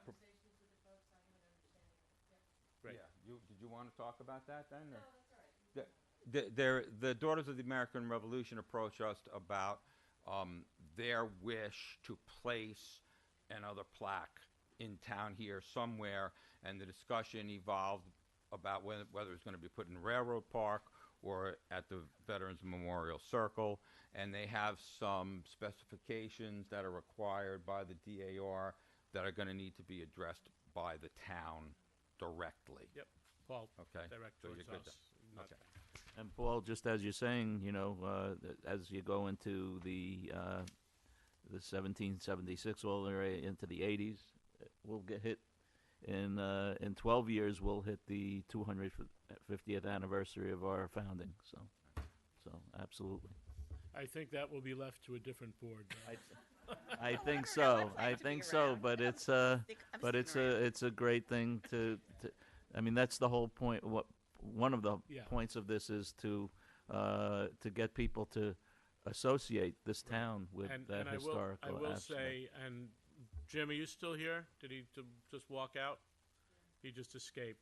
So I was having a conversation with Jim Materano Jr. from our Parks and Rec department, and he had a fantastic idea while we were spitballing some things, and one of them was a 250th time capsule, and to take some stuff from now, and maybe it's opened at the next 250th. So as long. Croton did that last year. I would need you at the mic. I'm sorry. We have one here too. Don't we Okay, have one here? so Croton did it for a 100th year. Someone said there is one somewhere. French Hill School, I think. No, it's at Railroad Park. At Railroad Park. Okay. But just to comment on Lonnie's comment, I really liked the 80s. The 80s had great music. Yeah. When you said the 80s, different it 80s. flashed me back. I was like, so yeah, I think there is a time capsule located at Railroad Park. Do we have Railroad that Park. marked? Yeah, it was put in. Come Paul, to the you mic, can't please. you can't talk from. Wasn't found. I'm sorry. It has not been found recently. It has not been found. We lost where it was. Oh, are you serious? We don't know where it is. That's what I thought. We have to dig up all Some- the pit. some- all But the you have to open- remember in 98, 99, the railroad park was redone, and it was a big construction project And someone said that that, park that- into what it is now. someone said that they thought there was also one at the, in deference of history, 6th grade school. There was, and some of the people came to find it, and we tried to help them find it, And couldn't find it. that one either. Maybe they'll find it in the minutes that are missing. What? They'll find the information in the minutes that are missing if we go back 2 hours ago. I'm sure it's in the minutes, but. All right, let's All right, thanks, John. Paul, you can't yell out from over there, please. Thank you. Thank you all. Thank Great you. job. Looking forward to this. All right, next up. Now we get to the real exciting stuff. Dan Ciarcia for our pump stations. Dan Ciarcia. Oh, there you are. I thought maybe you went back downstairs. Trying to get that. The room empties. Now, here you go. Tim's going to smack you in the back of the head in a minute. Thank you. Just wanted to say hello and goodbye. Nice to see you again, Con. Take care. Thank you. Thank you, ladies. I can't get up, Connie. Oh, you leaving, Carol? You're missing the fun stuff.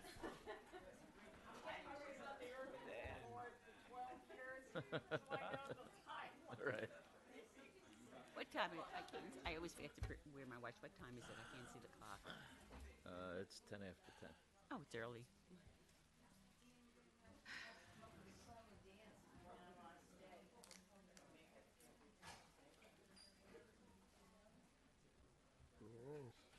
While he gets set up, I'm going to run to the restroom also.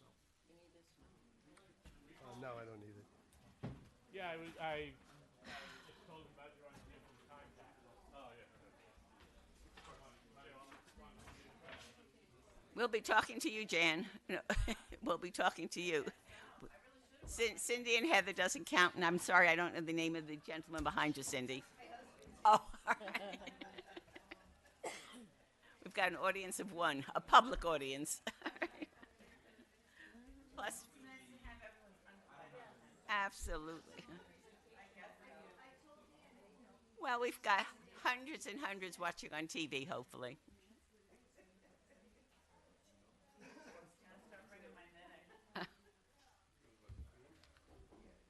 That's how I got through years and years of meetings.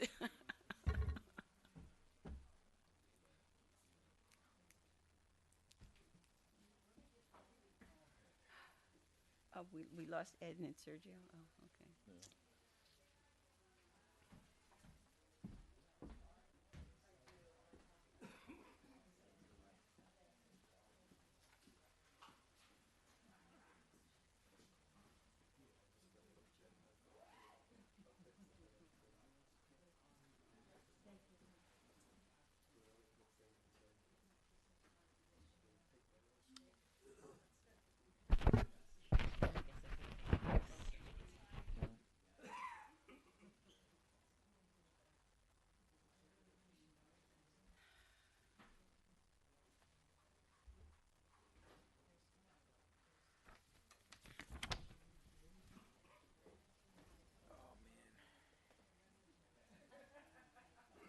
Dan, I hope you'll introduce Heather as our new, yeah.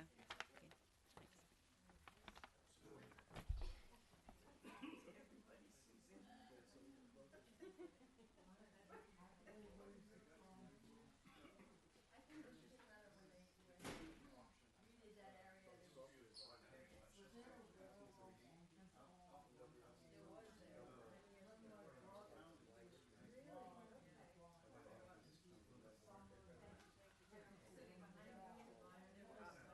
thanks.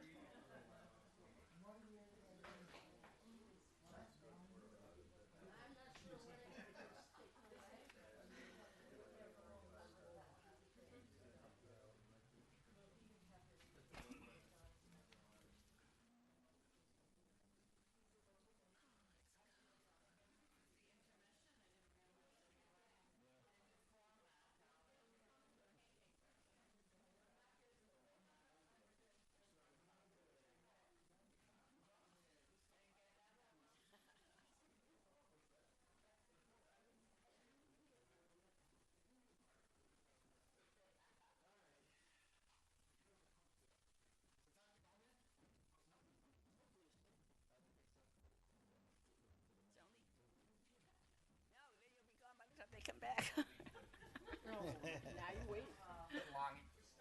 Timing is your strong suit, I see.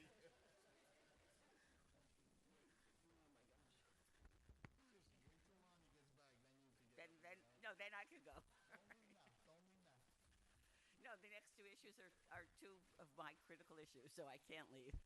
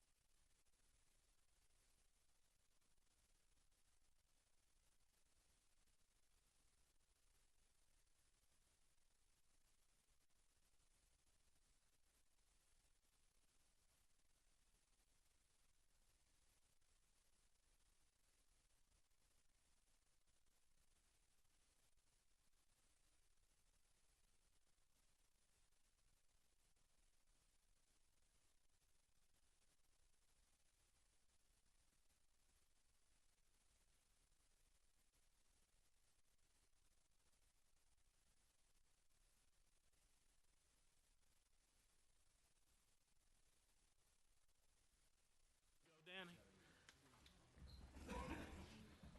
Tom, we're still on, right? All right. Go on, Danny. All right. Good evening. Nancy Arcia, Town Engineer, joined tonight by Heather McVeigh, my Deputy Town Engineer. We've been working away trying to get this pump station project underway. I like to believe we're closing in on it, so this evening I'll update the board on what's going on and tell you what's left to do. Great. So the town has, what do we have, about 16 pump stations. This graphic just shows where the 5 are that are the subject of this study. This study, right? So this is just a blow up. So in the Halleck Mill Sewer District, now actually they were all in originally the Halleck Mill Sewer District with the exception, well, they all were, and then because of the moratorium in the 90s, the what's now known as the Chelsea subdivision was in the district but couldn't connect because of the moratorium, so they built a pump station to go to Peekskill. So technically now, even though they're a Halleck Mill watershed, they now go to Peekskill.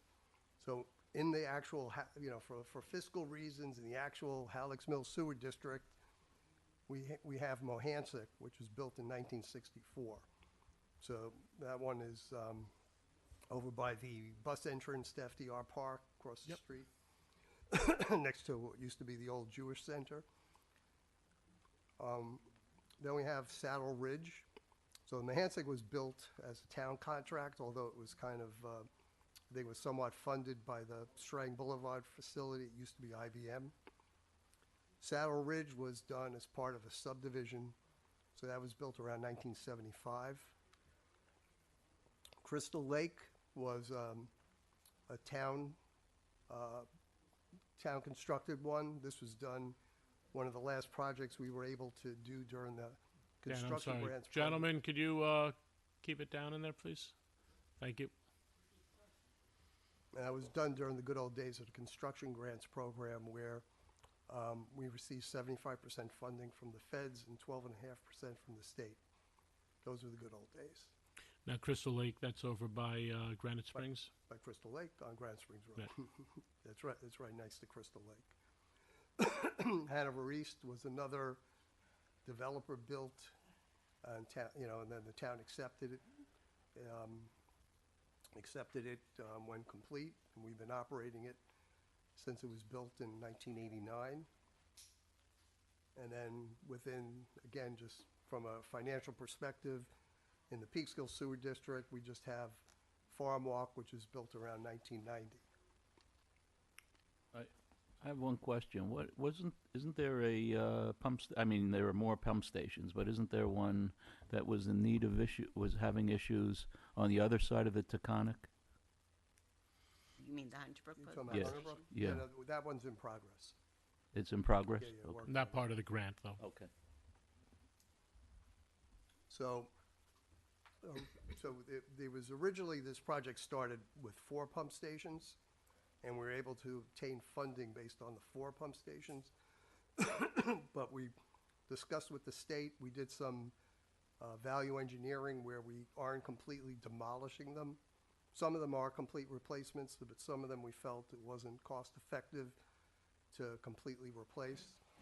So the budgetary numbers right now, Mohansick, 1.7 million, Saddle Ridge, 1.57, Crystal Lake, 1.5, Hanover East, 1.42, Farm Walk, a little over $1 million, taking us up to 7.2 million total for the totality of the project.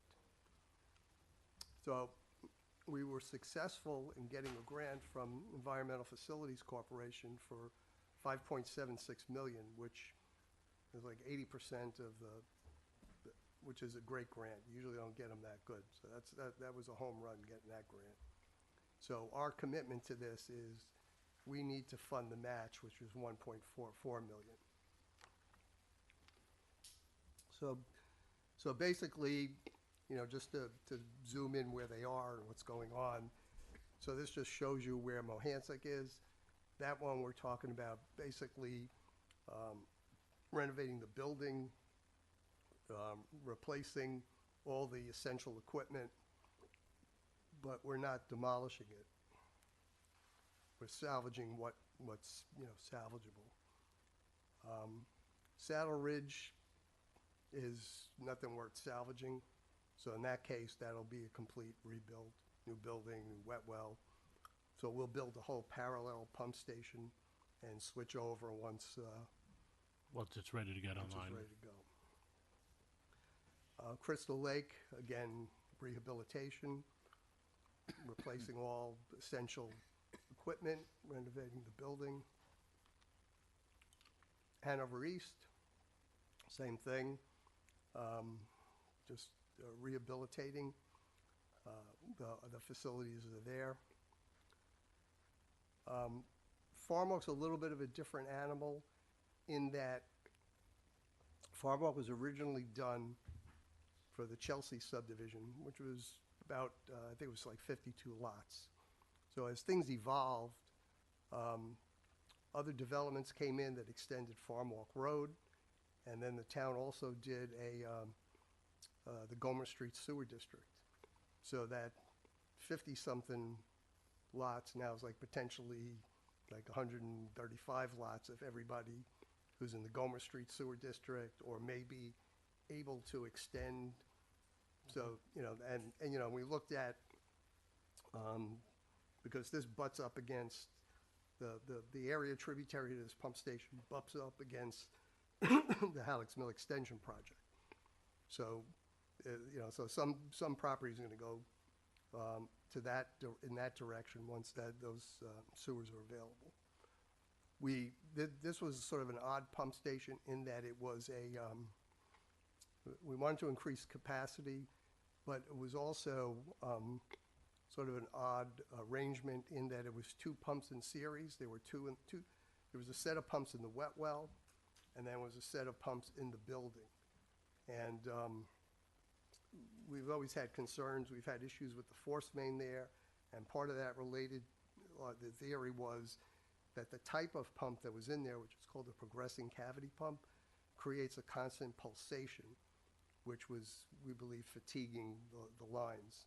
So we're going to put larger pumps in the wet well and Go to a single eliminate that stage. type of Yeah. pump.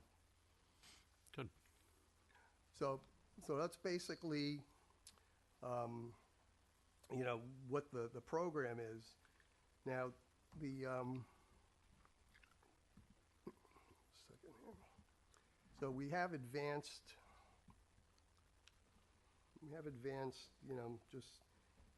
as it stands right now, we actually have,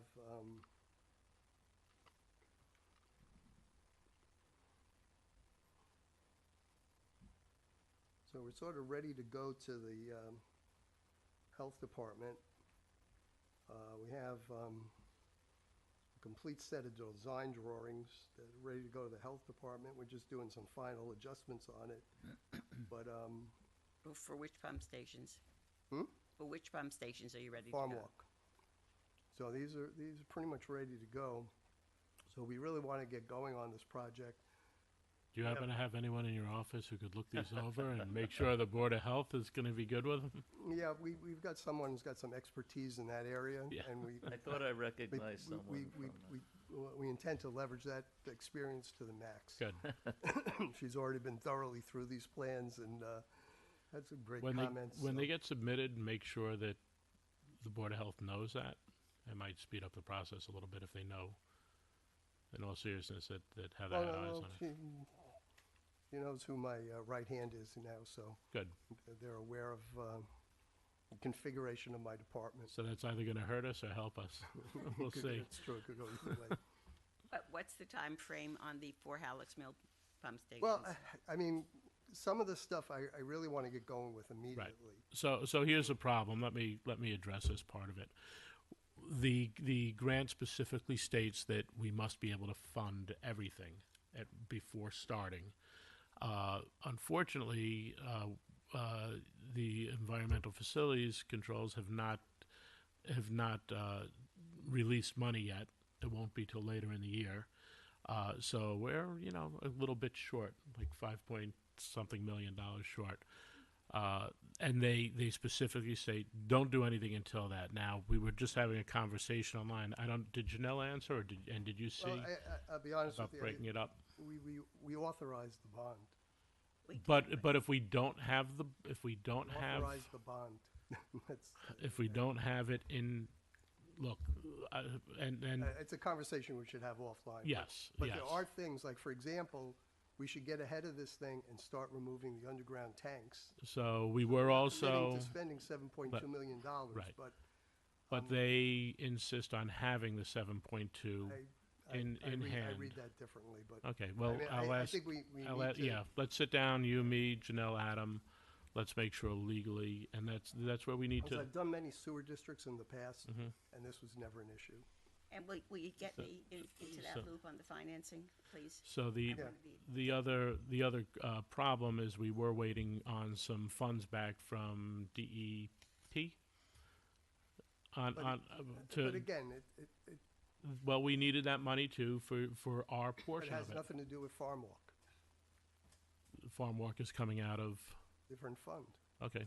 I mean, there's got to be a way we can begin to advance let's this let. stuff. Earlier, Janelle said that now that she's gotten payroll all set up for the year and all, we could sit down on that. So we will sit down on that. That was the email today. But let's make sure we have everything before we jump the shark. 'Cause Well, all right, but to go back to my earlier Shark. question, put aside the financing issue, when will the design plans be ready for the 4 Halleck's Mill pump stations? Well, We we're got go- the we're going grant through 'em in right now. This is- 2021, I want to remind people. From December of 2021, we got this $5.8 million grant. And we're Well, now in as it 2026. stands right now, Susan, we've got a team in the office. This one we've done completely in-house, and we're going to just keep plugging through them and knocking out the other 4. You're going to do it in-house, you're not going to do EDR? I don't think so. Good. Your expertise, not mine, I don't know. No, I think we can handle it. But You know, Paying- again, you know, the notion of the 7.2 million is a number based upon all of this happening at once. And we are not proposing all of this happening at And once. that's why I said, let's see if they'll let us break it down into each pump station, because then we could start going. Right. Wasn't it said earlier, I think at the time we approved the bonding resolution, I'm not sure I was on the board then, that EFC would let you borrow the money at different times, that you didn't have to have it all available or something like that? No, Well, I mean, Dan the said way- once I'll explain. Once we get the bond money, then we don't have to take the whole bond. We just need we need the bond released. So if we need to, they know we have the funds. All right, we can deal with that.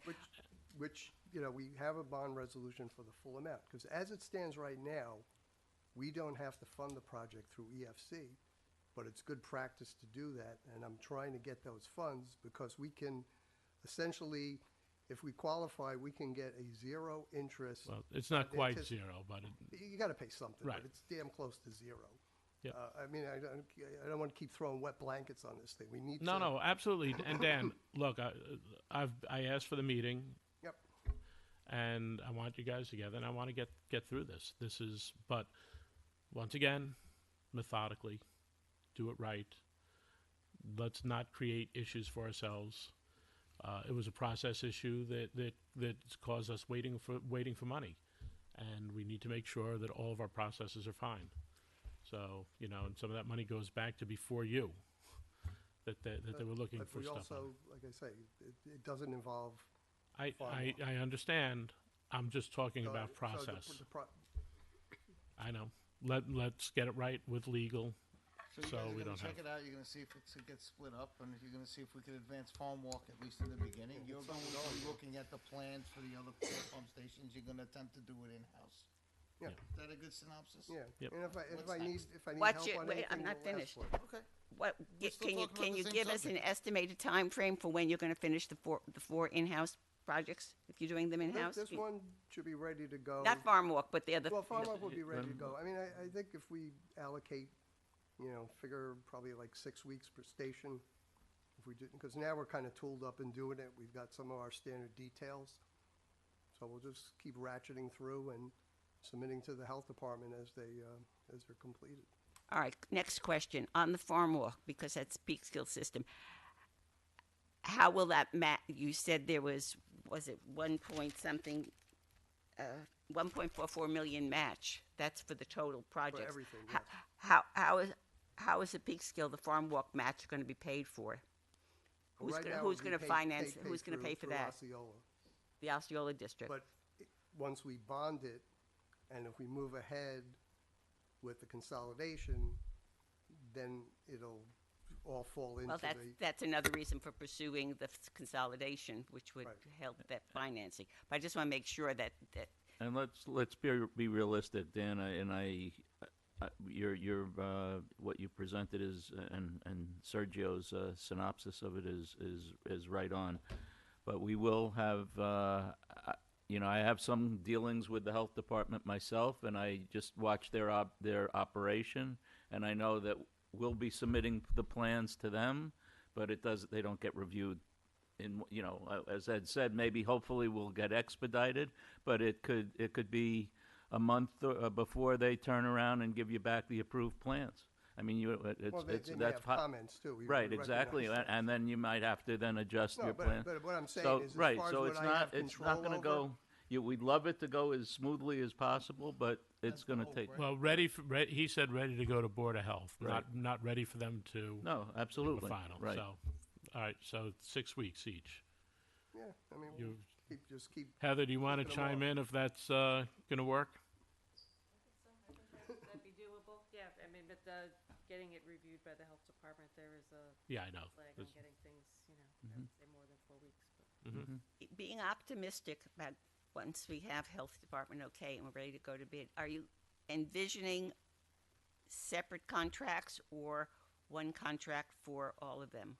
Have you thought that through? Yeah, no, I have. I mean, it cuts both ways. There's a sort of economy to, putting it all together as one bid from a putting the package together perspective. But I think it also sometimes pushes you to go to contractors that are very big.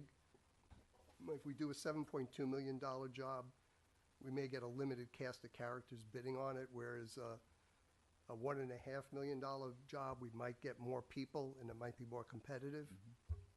So I think as we get them approved, we're gonna have a discussion about how we want to put them out. You know, maybe we'll do one at a time, maybe we'll do two together. But at this point, I don't know how it's gonna play out in terms of which ones will be ready to go and when. Of the 4 Halleck's Mill that you have to do, are you assigning any priorities, like which one is in the worst shape and needs to be done first? Is that an issue? I'm I'm just asking, I don't know. Yeah, I mean, you know, they're all operating, they all have their issues. I'd say probably the least priority is probably Crystal Lake, because it doesn't have a lot of flow going to it, and it works okay. Mohansick could use some work that has a decent amount of flow that might prioritize as maybe the next one we work. I mean, well, I shouldn't say that. Our resident CAD person, architect, is working on that one right now. So that's the next one that's being worked on.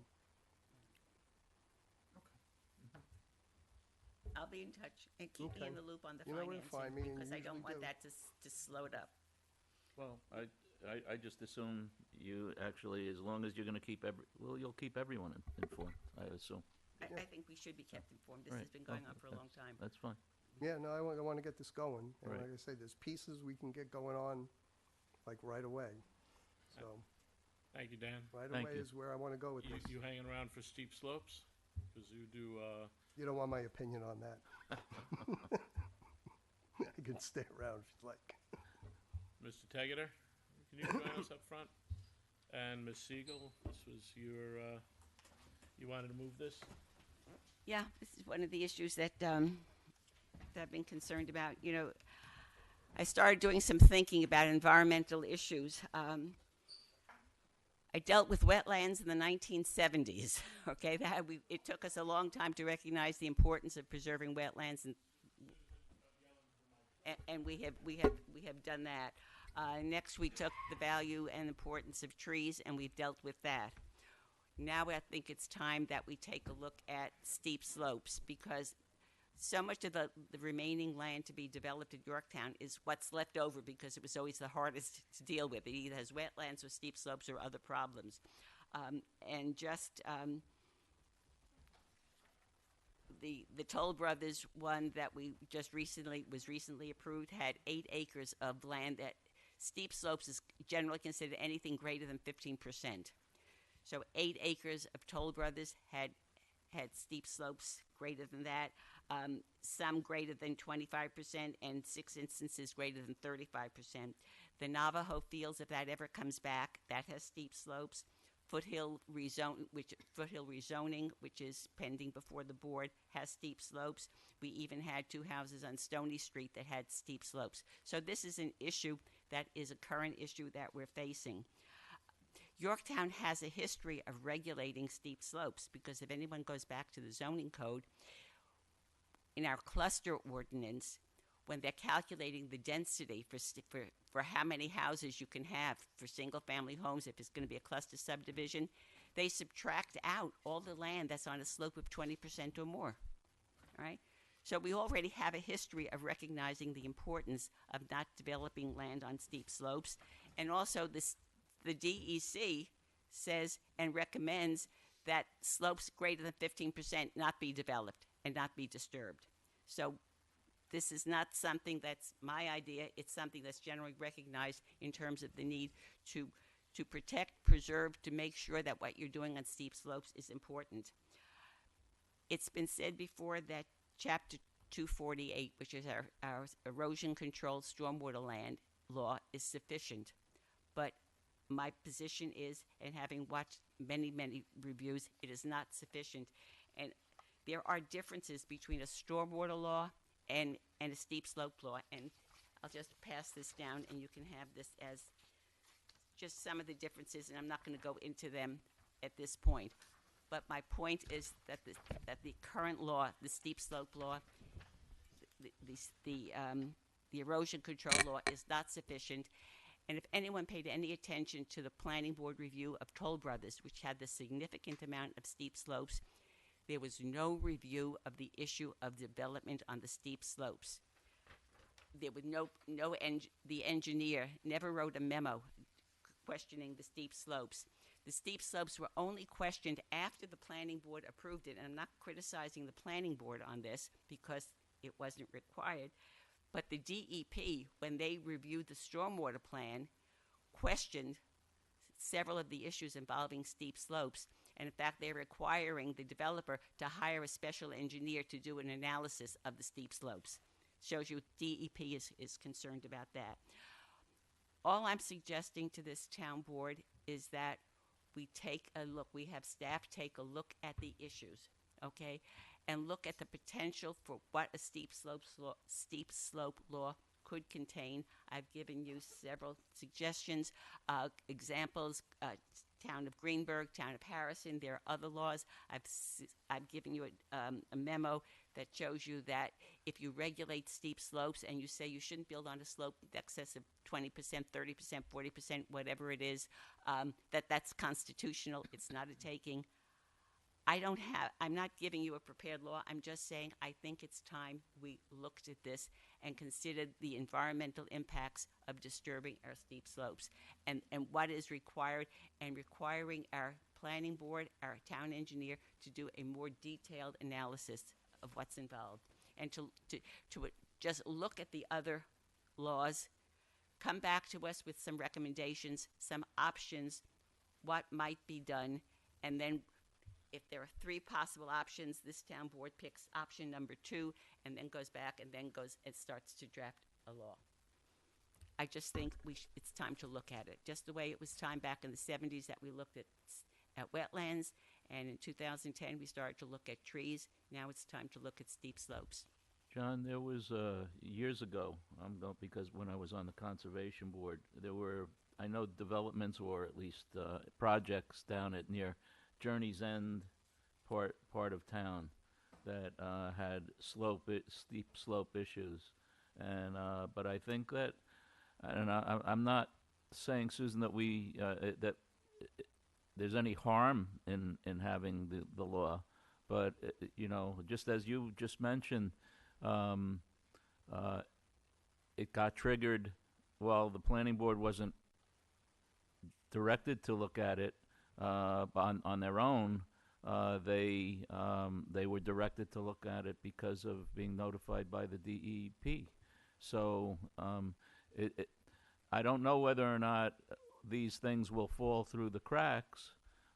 They might, and maybe that's why you would have a steep slope law. But I think that, and so I don't think there's any harm in doing it, but I don't know whether or not we need to prioritize it. But I agree that it's something that should be looked at. But Well, if you're talking about Toll Brothers? yes. We looked at the steep slopes throughout the entire Well, I wasn't review. looking. I wasn't speaking of Toll Brothers. I'm okay. talking about years ago. Okay. Down Years at ago? Journey's End, there were developments. But that you were- said that DEP triggered some. Yeah, well, that's some what. review? Well, Yeah. yeah, the DEP review lists several issues. DEP can review to whatever depth and level that they wish to, and it always will be different than what we do. And I don't mean that in a way that indicates that we're not doing the correct job. It means that they have a particular set of goals that they need to reach, and ours are broader, and we rely on our engineering department and DEP to achieve those goals. And I think that they do get achieved. Toll Brothers, the planning department, for one, was calling out the issue of the steep slopes for other than not just environmental and erosion sediment control reasons, but also for the aesthetic reasons of having, the stacking of these units going up a hill. Now, I'm going to also say that I don't recall if there's 8 acres of 15% slopes or whatever it is, but let's remember that a 20% slope is about 11-degree incline. Okay, 11 degrees. not really like this. Okay, so it is entirely developable, and I would say that the steep slopes issues that we encounter daily through our business have been going on for decades. So there are old developments here in Yorktown that are built on steep slopes, and in some areas of those developments, I believe, are steeper than the 15 and the 20%. So it's been going on for a long time. Now, I'm not telling you that we shouldn't care about it. What I'm telling you is that we do care about it through our review, through the seeker process. We are often looking at, we always look at topo maps, and we often ask those folks to produce the analysis that shows where these different grades or different categories of slopes are, Can which you we explain did for again? Toll Brothers as well. Can you explain again the difference between the grade and the slope? That you were just saying a 20%. The 20%, When you were talking 20% about slope is basically about 11 degrees. Okay. Degrees is different than percentage. So we 20% is 1 foot of rise and 5 feet. Okay. So I'm about 6 feet, so it's only 1 foot. That's 20%. So we had this discussion already, not as a discussion item, but we did have this conversation not too long ago. And I think at that time we questioned you, we questioned Dan, and I was pretty confident, and I was satisfied that you guys are looking at these things in some way, shape, or form. It does end up on your desk. And to Lonnie's point, even it's going to DEP, and they're looking at it as well. I haven't changed my mind. I think it is being addressed. I think you guys are doing a great job with it.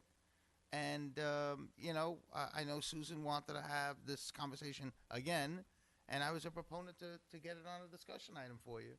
But at this point, I feel the way I felt.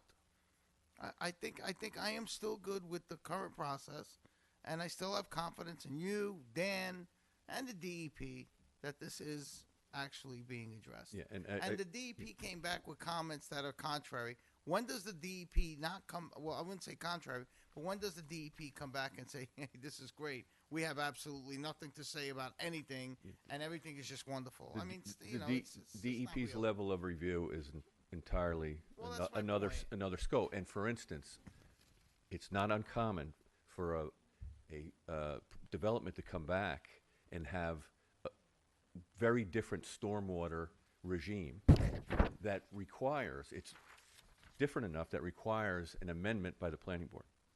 So I'll point to the Arrowhead subdivision, which is about the 5 or 6 lots down the street here on Underhill. Went through a tortuous review, both in town and at DEP. The engineers designed the stormwater regime or the stormwater, methods, which included a basin. And it's let's say it snaking, was right. It was yeah, the snaking. well, actually, this one was oval. Right. And say it was 100 feet long. When it came back from DEP, it was twice as long. Okay, that's a huge difference. So, are we to say that our engineering department and the design engineer were not doing the proper job? I wouldn't say that's the case. I would say that DEP has a set of goals that they manage and attack and achieve in ways that no one can expect other than the people that work at DEP. I'm going to put it that way. So, John, can I share some of our discussion earlier? yeah, sure. So John and I have been talking about this, and we've been looking at some different things, and do we need a steep slope law? I personally don't think so. I think once again it's covered as part of the normal process. But are there a couple of our laws that we could tweak? I think, John, you identified maybe 2 or 3 tweaks that could be made. Was that my conversation with you? It was with you, right? I don't think we talked about specific tweaks, but I've read through and I've seen steep slopes laws, around the county and other places, and so there's tools and particular standards that they lay out there that we could take a look at, and if the ones that make sense, I think you could put them in one or more of our existing laws that make it a required thing to specifically look at that and achieve a determination trigger, on that particular standard, let's say. But I do understand the state is going to be looking at a lot of their regulatory laws, according to the governor's state of the state today, including SECRA. Yeah. So, And I don't want anybody to misconstrue that I am saying that the consideration of understanding development on steep slopes, whether it's 15%, 25, or 30, is unimportant. I'm not saying that whatsoever. no, and I think that your actions as a board and Dan's actions as an engineer have shown that we do account for it, we do look at it, and I'm pretty confident that you guys look at it very hard. Do I understand all of the minutia in it? No, that's not my background. Right. One of the standards that, comes into play, for instance, and it may not seem that it does, is a residential driveway, for instance, cannot be more than 10% slope in any section of it, which is, less than the 11%. So it seems, that tool helps us manage how a steep slope will be developed. Because if you can't produce a driveway that's within somewhere in that 10%, so we did allow certain variances in order to achieve, a single lot being, that was bought, and, you have to, have some consideration of their investment. But that's the standard, and so it helps us manage that. So there's tools embedded in there that don't appear to speak to the steep slope issue, but they do. Can I just say that when I check, again, Toll Brothers was the most recent example of a large development that had a lot of steep slopes. When I asked the planning department for copies of memos from the town engineer looking at the steep slope issue, there was 0 memos dealing with steep slopes. That's a point that I was told. So to me, there was not an in-depth look at the steep slope issue per se. So Because there was no town engineer, and I would think that it would be the town engineer who would be the first person, first Dan, and then you, that would provide the input to the planning board, because there's nobody on the planning board that I think necessarily has that experience, although Rich Vaughn, our chairman, who works in Greenberg, which is one of the towns that has a steep slope. Yeah. So, again, I don't recall the breakdown of the 15, 20, 25%. And it doesn't need mentioning or figuring out right now. But I've walked Toll Brothers site a number of times. And it does not lend itself to thinking or experiencing what one would see as a steep slope. Very easy walk through most of it. The steepest slope that was very steep was where the field was created, and there was a berm. That was one of the 25% steep slopes that was on the map, that was identified. I don't think there were any others. But if they had 6 instances from greater than 35% and some were greater than 25%. Yeah, that could be. And the 35% was probably where that field was created. But my concern was that the way they managed the development was creating steep slopes. And that's one of the things that I was talking about. That, how are you going to construct that steep slope? Are you doing geogrids to keep it, stable? You have to make sure your engineer is designing that properly. So we did do that. Some of the steep slope ordinance that I've seen speak to not only existing steep slopes, but the creation of steep slopes too, because after they're created, they can have the same negative impact and problems. I don't think that these steep slopes that were created are going to be allowed to grow wild and have trees that are great for holding soil. I just don't think that's what they're going to be. They're going to be seeded, and it's going to be like a meadow mix, and that's what's going to hold that slope together right now. So that was a concern. We looked at it. The engineer, and I believe Dan must have looked at it as well, although it didn't reach his memo. I'm not speaking for him. I'm not saying he did or didn't. But what I'm telling you is that it doesn't go unnoticed, that we do look at it, and that we do have concerns about steep slopes in many different regards, so. Do you think I- that And some I'm of only speaking to the reason to have a steep slope ordinance, which isn't, I don't think, what we do or do not do. The reason to have them is whether or not there are good tools in some of these laws that you can look at that can require us to take that focused look in that tool or standard. Now, that tool or standard, I don't think if we find 1, 2, or 3, or 5 that makes sense, that look like something that should be used, that we need to create a whole nother ordinance. I wouldn't say that quite yet. I have one suggestion, and that we continue this discussion at another work session, and since I have great respect for Rich Vaughn, and I see that he's on our agenda tonight for reappointment, and since we mentioned that Greenberg is one of the towns that has a steep slope law, whether or not we can get some input from Rich Vaughn of whether or not he thinks that it would be helpful for this for the town to institute something like that. But I think he's certainly I think he has more knowledge about it than I do, and I'm always open He to has been in some of the conversations already. Okay. Yeah. I just think we're adding more red tape. It's being handled. It's being looked at by the engineering. It's being looked at by planning. It's being looked at by the DEP. It's being looked at. It's being handled. We've had this conversation already. We've come to the conclusion that it was being handled back then, and here we are having the same conversation. And in the same breath, we say we don't have enough time to deal with stuff because we keep dealing with the same thing over and over again. So, I'm John, not prepared to do any of this. John, if you could do me a favor. I'm satisfied. Just keep it on your radar. Yeah.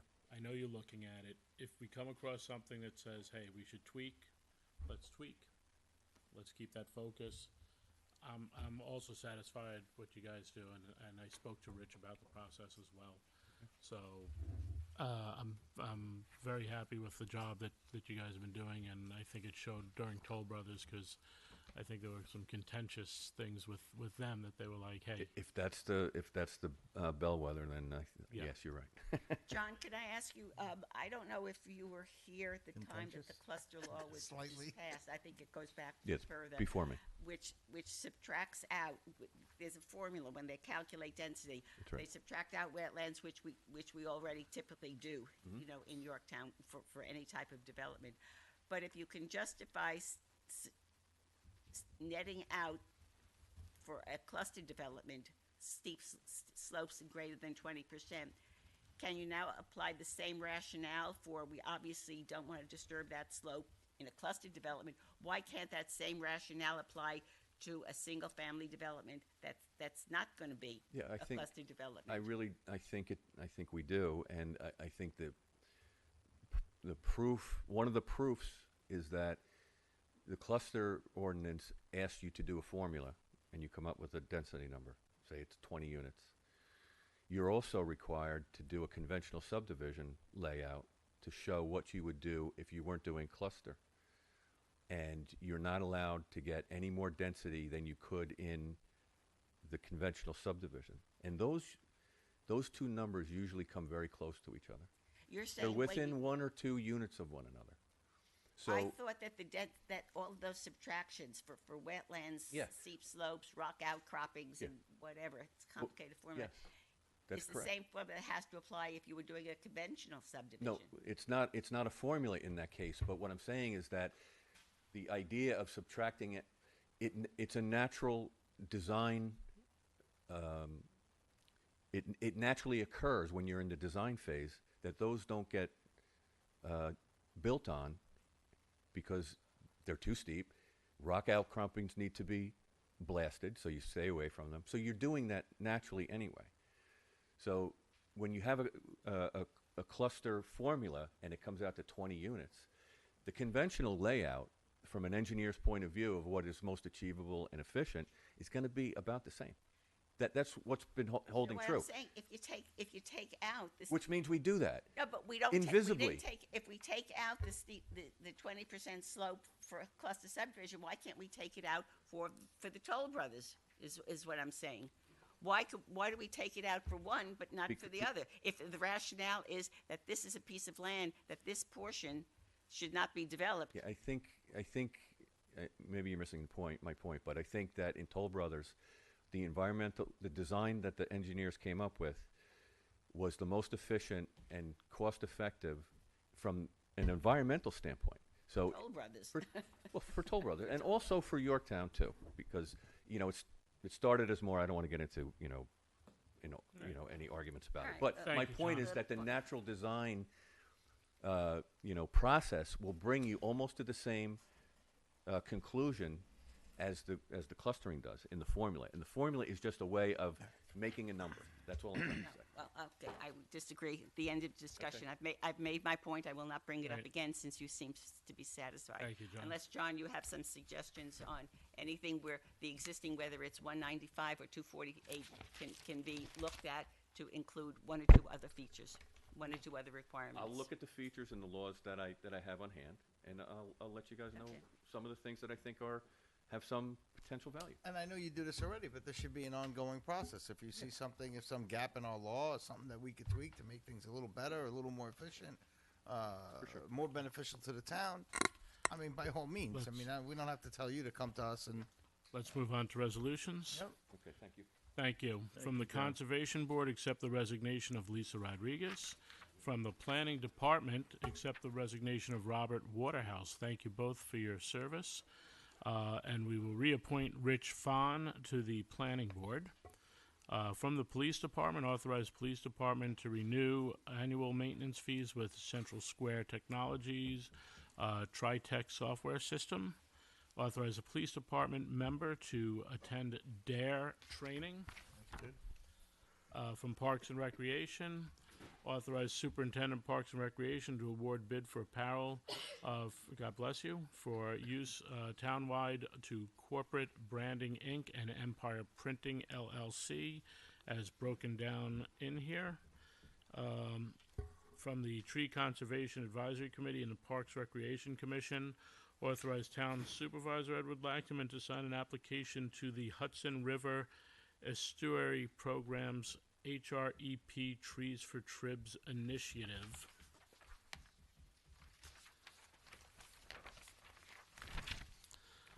From the Engineering Department, authorize bond release for completed work performed at Croton Dam Road Residence.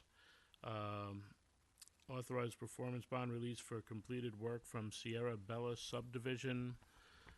Authorize bid extension for bid number 24-2 grit and screening removal for the water pollution control plant. Authorize and award bid number 25-6 for various chemicals for the water pollution control plant as registered below. Please don't read all of that. I am not. For the love of God. But I will say, great job on shopping them out. Yep. Authorize award of bid 25-7 sludge and grease removal for the water pollution control plant to Fred A. Cook Jr. Incorporated. Authorize the comptroller to transfer funds, from the library fund balance to the library operating budget for reimbursable matching New York State construction grant. Authorize the following employees to carry over vacation time to be used in 2026 as enumerated. May I have a motion? Motion.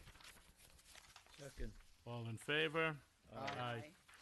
And good night, Yorktown. A motion to adjourn? Motion. Second. All in favor? Aye. Good Thank night. you, go.